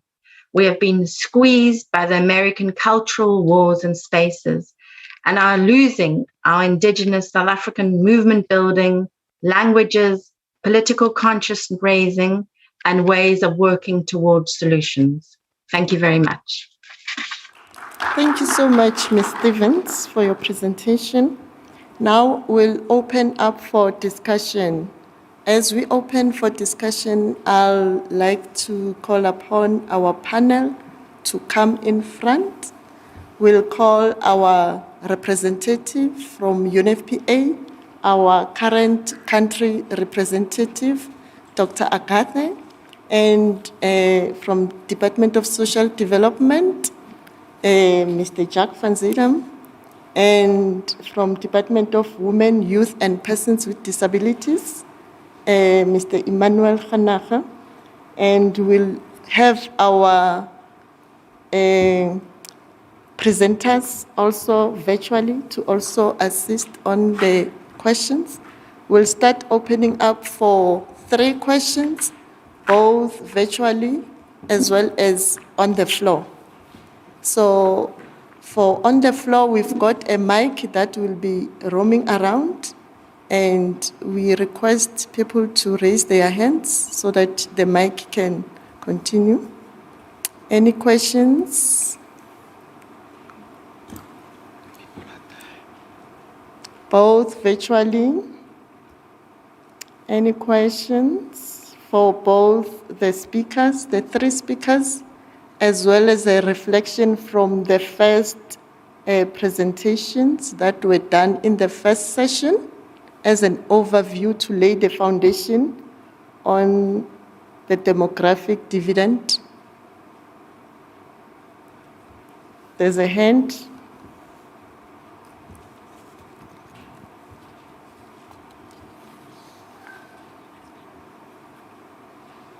Okay, good afternoon, everyone. My question is to Mr. Diego, and it's related to maternal mortality. I saw in his presentation there's this section that really affects women, and I missed information related to what our maternal mortality ratio is in South Africa, and all the aspects related to maternal health. Thank you. Thank you. There's another hand in front. We'll take the first 3 questions and we'll request the responses. So my question is directed towards the youth development policy. So I think it was a overall really great presentation, and it really was really comprehensive. It shows that a lot of work was put into thinking about it. But the one thing that sort of came up as everyone was presenting is the issue of climate change, which I felt wasn't touched much on the policy, especially in regards to social cohesion. You spoke about environmental safety around there, and I felt like climate change is something that wasn't touched on, specifically considering that in the African context, it affects a lot of women and girls as well, because they're the ones who mostly tend to, farms and, livestock in the rural areas. So I think I just wanted to find out about that, if it was something that was considered. Is it, something that's, being taken seriously, considering that climate change affects everyone, I guess specifically the youth, because we are the ones that are going to be living in 2060. So yeah, I just wanted to find out about that. We've got the third question. Yes, in addition to what she just said about the climate change, I wanted to understand how can we link the youth development policy with economic sustainability, social sustainability, and economic sustainability. To such extent, how are we going to achieve a demographic dividend without, taking into consideration the two aspects or the two atmospheres of sustainability?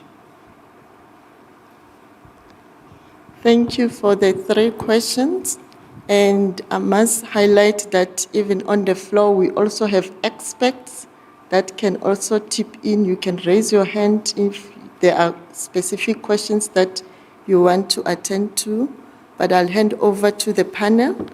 The first question was for Diego on the maternal mortality. I'm not quite sure whether Diego is here. If he's not here, I'll hand over to our panel members.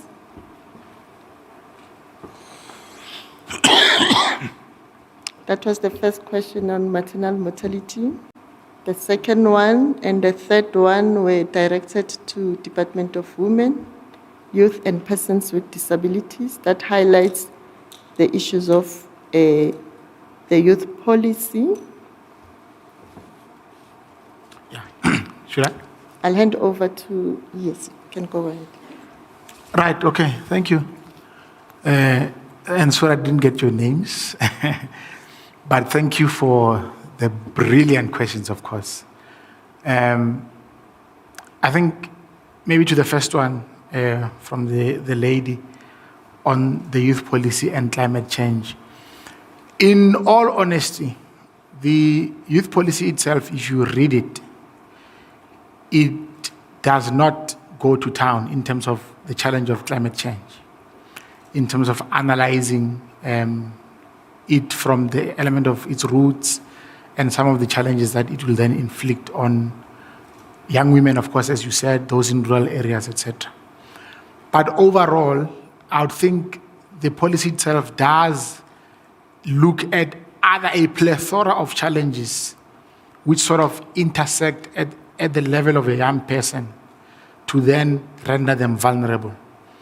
For example, if you look at the issue of rural communities and rural young people and youth who are in townships, it might not be saying climate change in a way, but it does go to town in terms of explaining what is it that is wrong and what are some of the interventions that society and government itself needs to do to ensure that we empower young people who are in rural areas. We are now in the process of developing what we call, with the National Youth Development Agency, and I think they will be here tomorrow, developing the Integrated Youth Development Strategy, which will be the much more practical implementation element of the policy. Now, through that particular strategy, and I would urge all young people to just look through the IYDS online, it is available, we'll be sort of zooming into much more of the activities that are relevant to young people and will assist young people to get out of the challenges that they face. So I know that part of the MTS, of the IYDS, as I call it, will be some indicators from the mid-term strategic framework, MTSF, right? The medium-term strategic framework. All departments of government, including the Department of Environmental Affairs, Department of Rural Development, Agriculture, and all of those departments will be making their contributions through the MTSF to some of the RYDS indicators that are contained in there. So the issue would not necessarily be falling outside of the purview. So yeah, I think it's really important that we look at the engagement around the integrated youth development strategy and strengthen that element of climate change. I think the second question was on economic sustainability and social sustainability and how those sort of link up towards the demographic dividend. So one of the first two things you'll see, even at face value at the policy level, you'll see that it highlights social issues that young people face. It also highlights some of the economic challenges that young people face. And we understand there are many interlinkages. All these challenges influence one another. So because I'm unemployed, I might not be able to access further opportunities that can help me to transition into the economic sphere. Because I've got insufficient access to education as a young person, it automatically means that I cannot access other economic opportunities that somebody who stays in Sandton, where we are, and is trained in the best private school and accesses the very best facilities can then expect to transition into going forward. So the policy is alive to these interlinkages that young people face, right? And the intention is that we call it holistic youth development. If you empower young people at a level of the economy, socially in terms of health and education, etc., and you also intervene at the level of social cohesion, nation building, you intervene at the level of institutions that deliver services to them, then and only then will you be able to see young people moving as a block and transitioning into better opportunities in the future. So I think we must always be alive to those interlinkages across some of the challenges that young people face. Thank you. Thank you so much for the answers. Is there anyone who is willing to answer the first question on maternal mortality? Whilst you are still thinking, let's move to the next round. Any 3 questions, be it virtually, on the floor? I see there's a hand at the back.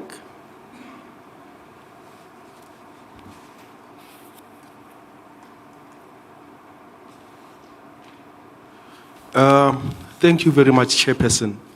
I think we need to commend the work that government is doing towards making sure that there is integration of young people into the economic mainstream.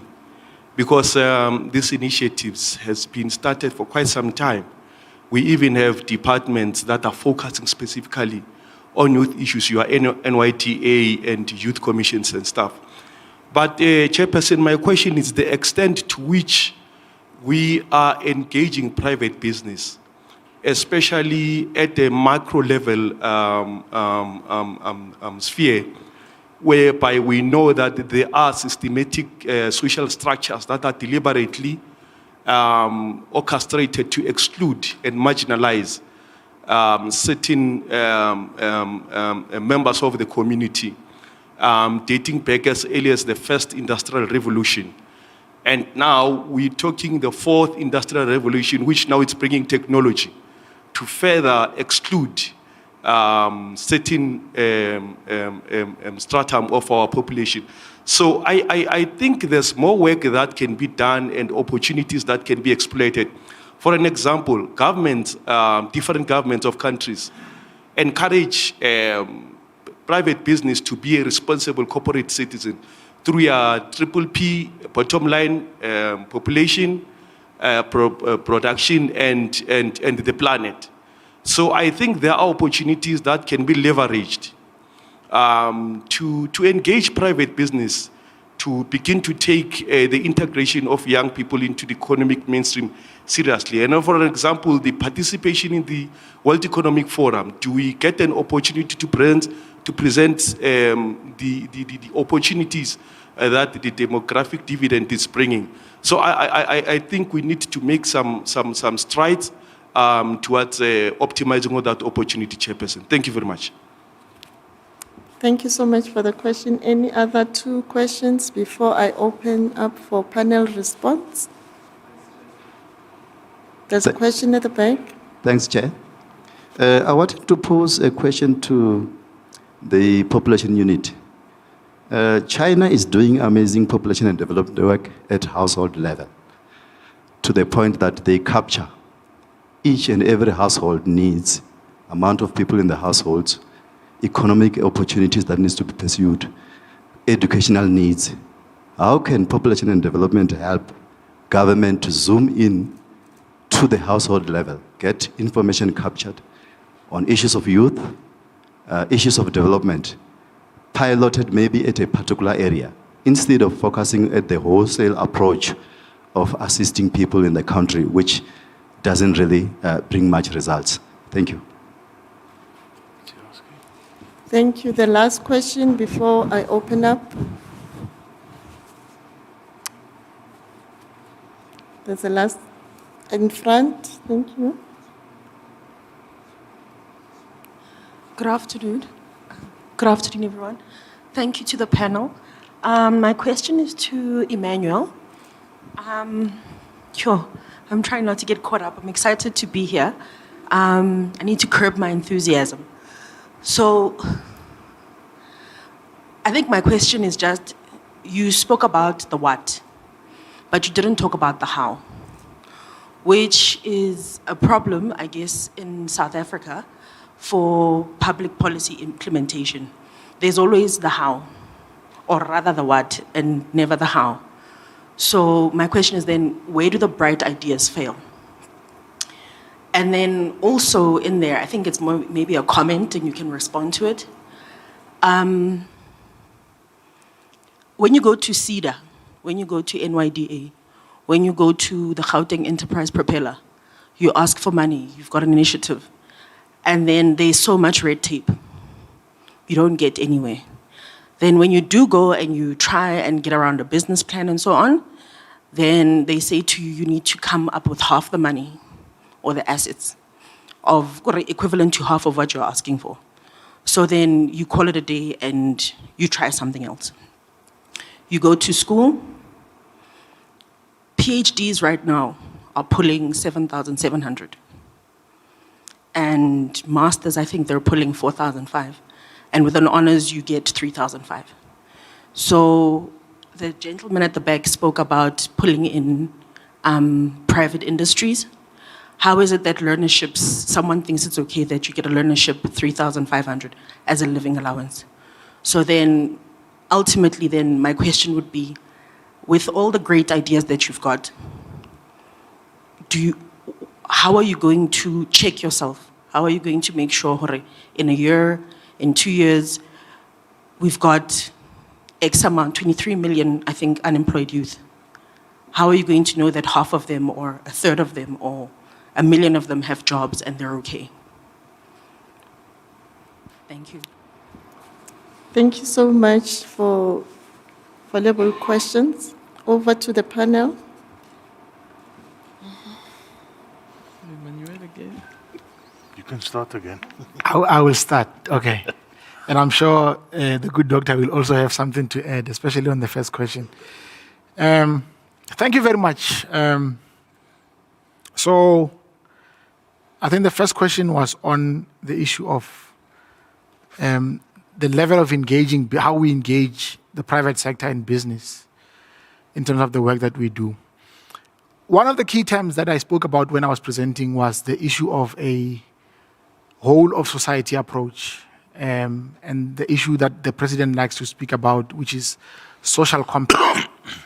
Understanding that the developmental path that we are on cannot be solely the responsibility of government. And I wanted to just engage you on that point to say, you are correct to say, indeed, we need the private sector around the table.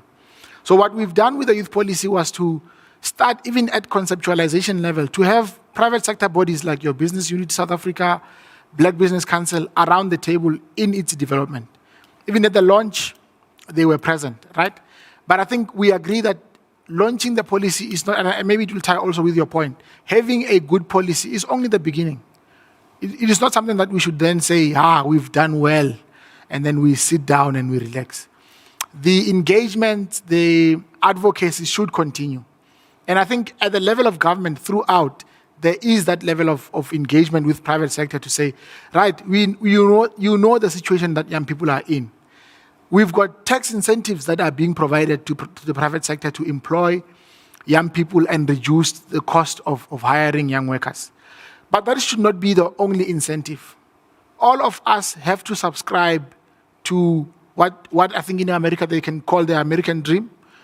It should be our South African dream, where all of us in our very own corners, we are trying to work on this challenge of youth unemployment. So I think there are some green shoots that we are seeing. I was reading the other day on some of the investment projects that are coming in South Africa, some of the commitments that were made in the investment conference of years gone by, which are coming to fruition. And I think that is showing that there are some businesses that are doing things in good faith in South Africa. Of course, there are others that are not doing things in good faith. Those that are hiding their profits, some are shipping some of their monies in overseas in terms of, I don't know, I just forget the term. I think my allocation of English is running out already. Illicit financial outflows. All of those things, we know they're happening. So we should deal with the bad apples through the law, but where there are initiatives to empower and sort of motivate the private sector to do so, it should be something that is done in good faith between ourselves as government and the private sector and civil society as a whole. So I think the point is correct and it is supported. I think my sister here speaks about the how. It is very, very important, I think, It has been an accepted mantra here in the country that policies are good on paper, but implementation is not always good. So in the current youth policy that we have, we do take stock. If you look at it right at the very beginning, we do take stock of some of the advancements that have been made in terms of the youth policy itself, the previous ones that we've had. We sort of account to ourselves to say this is where we've been successful and this is where we've not been successful. And based on those areas of limited success, we then propose interventions. But I'll speak directly to what you were saying. Of course, the issue of red tape when you do go to these institutions to apply for funding, it's well known, it's well noted. Even the policy itself makes the same point to say it's difficult for a young person to go to the IDC and fill a 70-page form or 7-page form, go to CEDA, go to somewhere else and do all of those things. And we need to start having discussions around how do we better streamline the type of funding mechanisms that we have. Because funds are there. Lotteries Commission, etc. There are funds that are there available to assist our young people. But it is difficult for young people to access them. It is difficult for young people who are in towns who've got access to the internet. What more for those that are in rural areas? So the policy does make some of the interventions proposed to say, how can we better streamline the funding applications? And we are going to continue having discussions. We've been having discussions with the Department of Small Business Development, for example, just to try and speak to how can we better assist young people in terms of some of the youth business support interventions that they have to make it easy for young people to access those. But we know sometimes with the NYDA, for example, even though many young people are able to apply for funding, there simply isn't enough funding for them to fund each and every one who applies. So it's a challenge that we are contending with as a country. And many young people, if you go to social media, many of the insults that young people direct towards the NYDA to say it is not working, it is because they applied for funding and they didn't receive it. But I think there are many efforts on the part of the NYDA itself, and I'm sure they'll be here tomorrow to speak more about some of the things, to try and raise additional funding to what they are being funded on. Right? I think they are getting around 400 million per annum. It is not enough. One of the colleagues from the NYDA was saying that if you divide the 400 million by all the number of young people in South Africa, it equals to 23 rand per young person. So it is hardly sufficient. So there is an effort, I think, on the part of the NYDA to then grow some of the funding opportunities that they have to receive external funding, etc., so that they can help more young people in terms of some of the needs that they have. But otherwise, we are really trying to introduce a lot of elements to ensure accountability when it comes to the youth policy. The integrated youth development strategy that I spoke about will ensure that on an annual basis, we are able to have a program of action that we can hold ourselves accountable on, right, annually. I did speak when I was presenting about the commitment we've made to ourselves for a study, a formative evaluation in 2024, where we invite all young people to really hold us account, participate in those processes. Don't feel like the policy is something that is there, somewhere far from you. It should be things that we see as our daily bread. We engage at that level of policy development. Same way we engage with elections, etc. We should engage in the policy process and not leave it only for people who can speak good English or those that we think are better youth. It should be all of us that are playing a role there. So those things, if you read the last section of the policy, you'll see some of the commitments that are there in terms of holding ourselves accountable, where young people can play a role. We are also introducing what we call a monitoring and evaluation framework. It's going to be approved by Cabinet hopefully in the next couple of months, which will have few high-level indicators which will be tracked constantly on a quarterly basis. Every 3 months, we'll be tracking those indicators to ensure that all of us as government, civil society, and private sector are implementing what is contained in the youth policy. So continue asking questions around the NYP, continue tweeting us, continue hashtagging, etc., so that we can have answers at your fingertips around the youth policy that we've just had approved. Thank you. Shall I go next? Or? No, I think you should go. You can go. Okay. Yeah, I'll go next, and then I'll leave it to Agat to come up with the final wise words. I think it was mainly the question from Mpo that was directed at me, which I must just admit that I didn't hear very clearly. So you'll get my answer to Emmanuel's summary of the question. But I think it's a good conversation point, and I think I'm going to answer it in a way that doesn't answer it, but more just put some more on the table for discussion. In terms of what we know about households and what happens in households and what the needs are in the households and so on. I mean, obviously at one level, there's the census every 10 years, which gives anonymized data, you know, so basically we know things about South African households, but we don't know where the households are, you know, of which we know the things. Which obviously has a rationale that underlies that, which ranges from you don't want, or people don't want the receiver of revenue necessarily to know how much they earned. But there are other, I suppose, more important reasons as well, which has to do with the right to privacy of certain information. And if the government wants to know certain things about its population, it should ask it in a way that doesn't necessarily make you give information about yourself that you might not want to share. The experience over the past decade or two has been that there have been various attempts at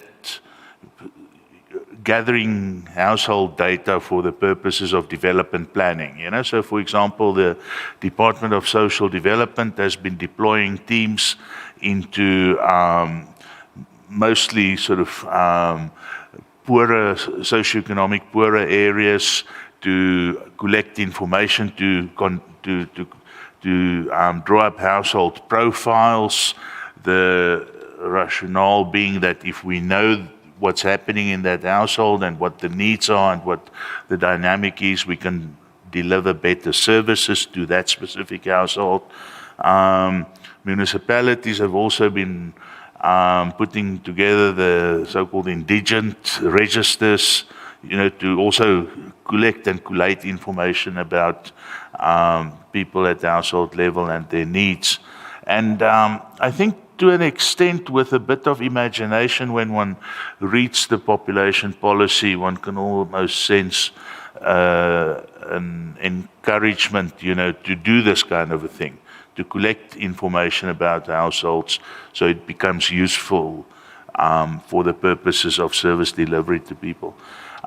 So I think that's one. But I think number two, and really what provoked that thought was because Emmanuel told me that you made reference to China as well.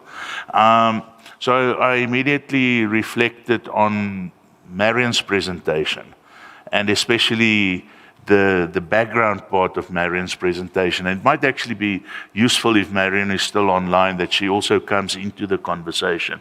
But it raises the question, how much do you want the government to know about what's going on in your household? Because one might want to believe that household information that the government has will be used exclusively for improved service delivery, etc., etc., etc. But volunteering information about aspects of what's happening in your household and so on, once it's given to somebody else, could be used for other purposes as well. So I mean, the backbone of the household level information in the case of China was the one-child policy. So in essence, the primary motive, or a primary motive was, if we know enough about households, we will know when a female member of that household falls pregnant for the second time. And, and then a whole machinery kicks in order to advocate for the termination of the pregnancy and so on. I don't want to sound too populist about it, but the thing is, you share information with the government that will not necessarily be used for delivering on the expectations you had to share the information. And I think in South Africa, the history that we come out of, we've also had elements of basically intrusion by the government, because the government knows things about your households. I mean, the government had the right to intrude, or the power to intrude into your household just on the basis of the knowledge of the race of the members of the household. So often I would say, one has to read the need for information or data or whatever in the context of our rights provisions in our Constitution, so that one does not end up, creating an unintended consequence by collecting information that might not necessarily be necessary. I remember in the debates around the child support grant, there was a strong view from certain sectors that basically said, well, if we know enough about the household in which there are children who qualify for the child support grant, we can create conditionalities like, for example, they must go to the clinic, or they must go to school, or whatever, which to me is, obviously good development initiatives. But the issue that was flagged by the experts in the department was that the right to the child support grant should not be dependent on anything. So one shouldn't have to do other things in order to qualify for the child support grant. That is a right in itself. And it sounded very weird for me at the time, But I think as one thinks further and so on, and I suppose the experiences that we've had in the department with beneficiary information that ends up in the hands of cell phone companies and private companies and so on, that then use it to sell stuff in an exploitative manner, to the grants recipients. So that made me realize that it's more complex, than just saying, let's go and find out what's happening in every household in the country. And then, so basically to conclude that, and that's why I'm trying to answer it in a way that would hopefully provoke more discussion, because obviously the idea of this session is not for some of us to tell others what we think and what will be the solution. The purpose of the session is to engage and to look at, we had these good ideas and this is how it turned out, and make better recommendations for moving forward. So I would particularly be interested, for example, to hear from the current generation of young people in South Africa. How much would you like the government to know about yourself? How much are you willing to share with the government in return for what? What's the social kind of contract that the next generation of young people would be interested in entering into? I think certainly what has been important for our generation was shaped by the decades of struggle, that played out and in which we grew up, and we had the pleasure of the political liberation in the 90s, and that shaped our ideas about what is the deal that we are willing to enter into with the government. And I think the next generation has grown up in many respects in a substantially different society than ours, although it often feels the same. But I think it is quite different, especially having listened to what Marion said. And one needs to have that conversation again, is, what is the deal that you are willing to enter into, and move it forward in that way. Yeah, so I'll stop there, and then I don't know whether, Agat, if you don't mind, whether Marion I think should come in before you or so. Yes, I think I'll hand over to Marion first, then we'll wrap up with our Dr. Agatha so that she can give us and share her wisdom over the years. Over to you, Marion. Thank you very much. Thanks for the reflections, Jacques, and I'm going to take it a little bit further because, believe it or not, you actually are younger than me. I'm a day older than you. Your birthday's on the 20th of May. My birthday's on the 19th of May. And why are you still on Facebook? I mean, you're talking about these things. We're off Facebook now, and we're talking about who is mining our information. We don't need to worry. I think that the younger generation don't need to worry about what information government has, because the reality is that Mark's already got your information from Facebook. He knows what time you eat. He knows what you like to eat. He knows where you get into your car and out of your car. And for young women today, there's a whole range of information that is actually being mined. I sound like a kind of conspiracy theorist, but we've heard what's happened around the meltdown with Facebook, Instagram, and WhatsApp this past couple of days. Young people are on different social media platforms, and we absolutely understand that there's a huge amount of payback currency in creating conflict and in creating disinformation and misinformation. And so I think the kinds of things that need to be discussed now around, so what does it mean for young folks today who are downloading apps around their menstrual cycle or Googling and finding out information around sexual and reproductive health? Where are the South African sites?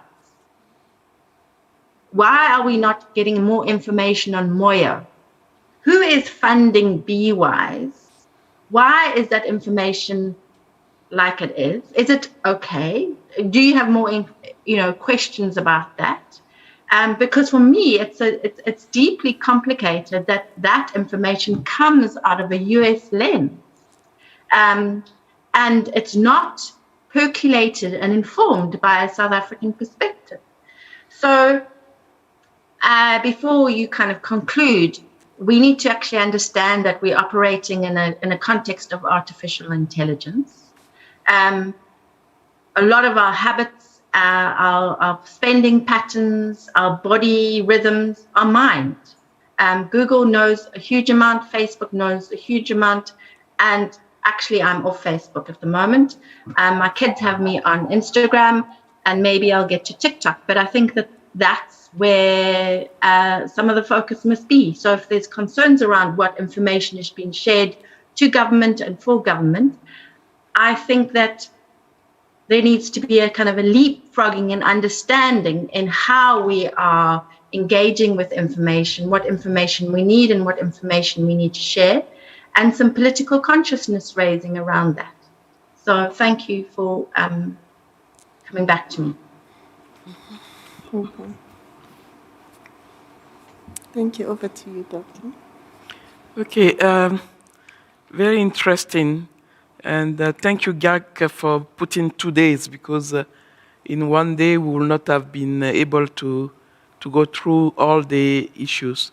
For our friend who asked about the issue of maternal health, what I'm going to do, we're just going to ask Diego if it's possible to give us the exact figures, because we don't want to give figures that is going to be misleading. But it's clear that a lot is going on, and then for his presentation, I think he has a vast information that we could share. So we will ask him tomorrow to give us a clear answer to your question. Now, I like Marion because one day somebody who was working for FBI, and they say, you know, I'm worried because I bought a book from Amazon, and the book is just because I like the book, so I bought it again. And then I immediately got a question. Do you mean that you want another copy of the same book? And it is a book that I bought, once again, I'm going to give a date, and I don't want to give a date, long ago, with my credit card.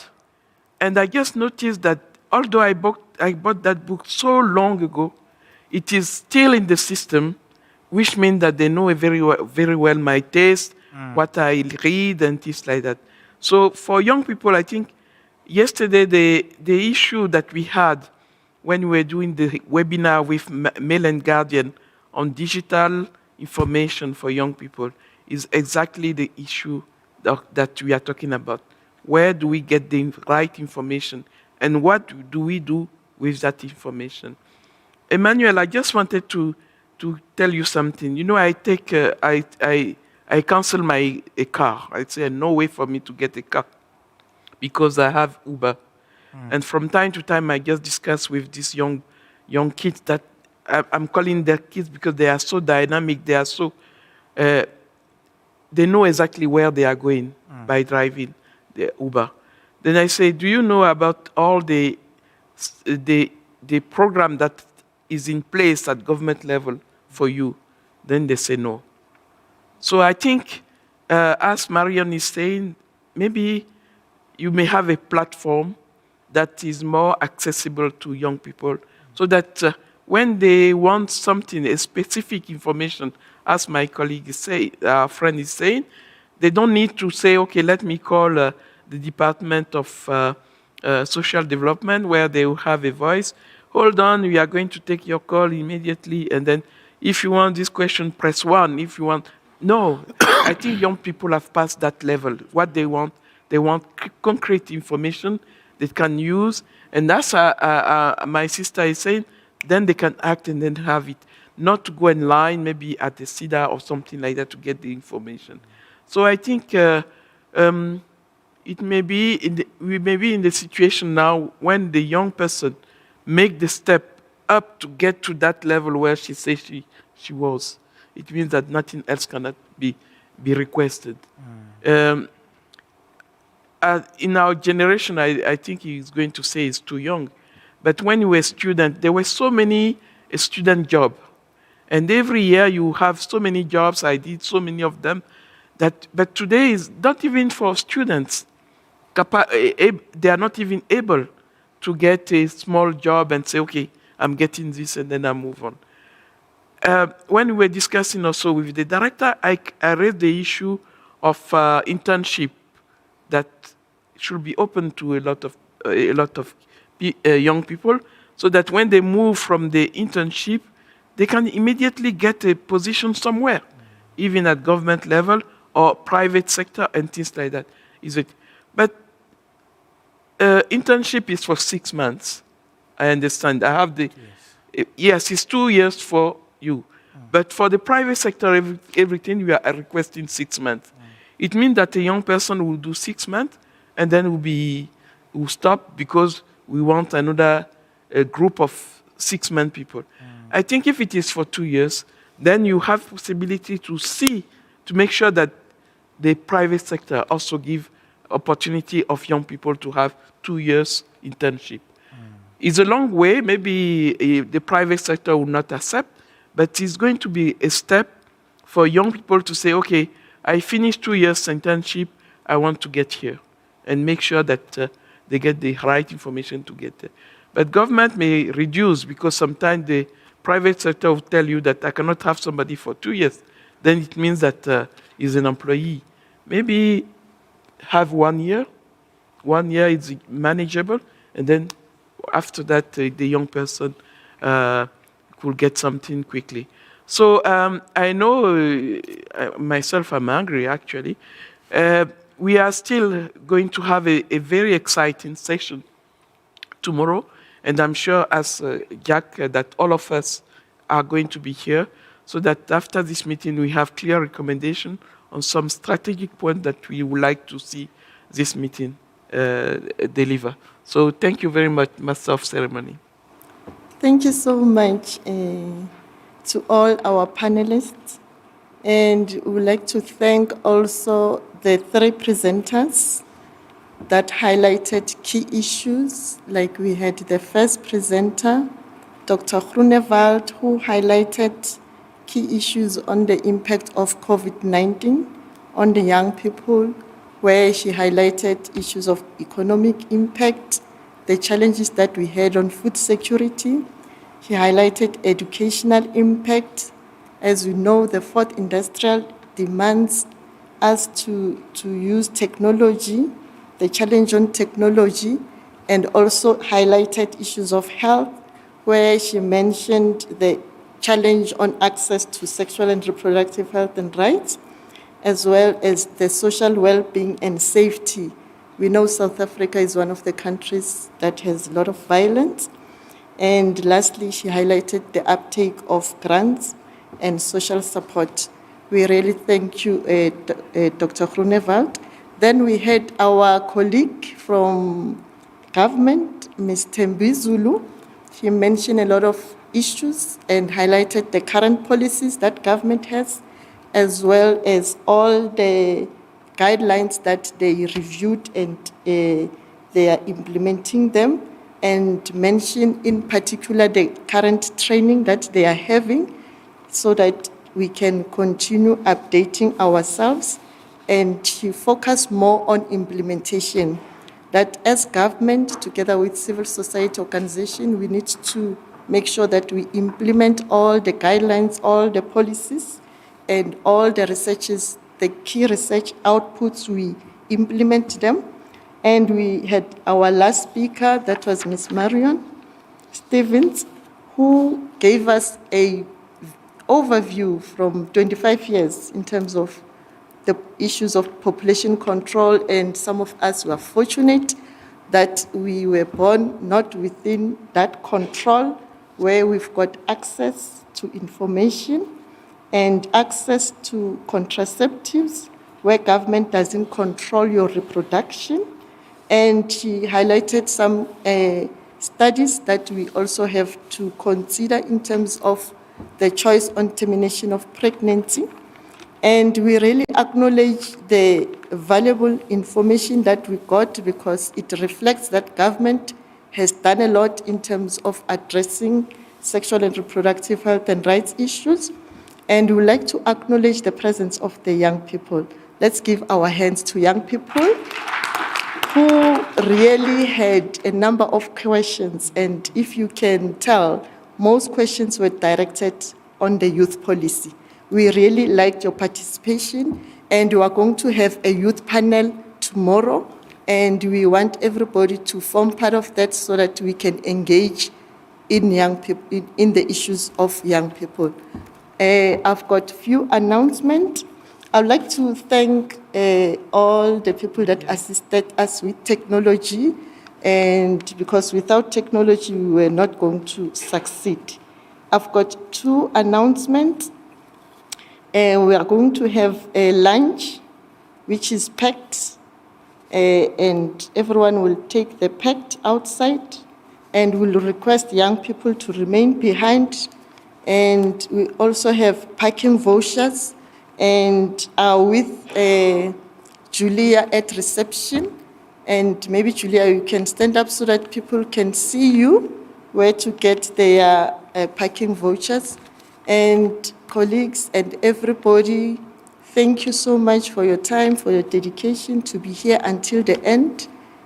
For today, that's the end of the session.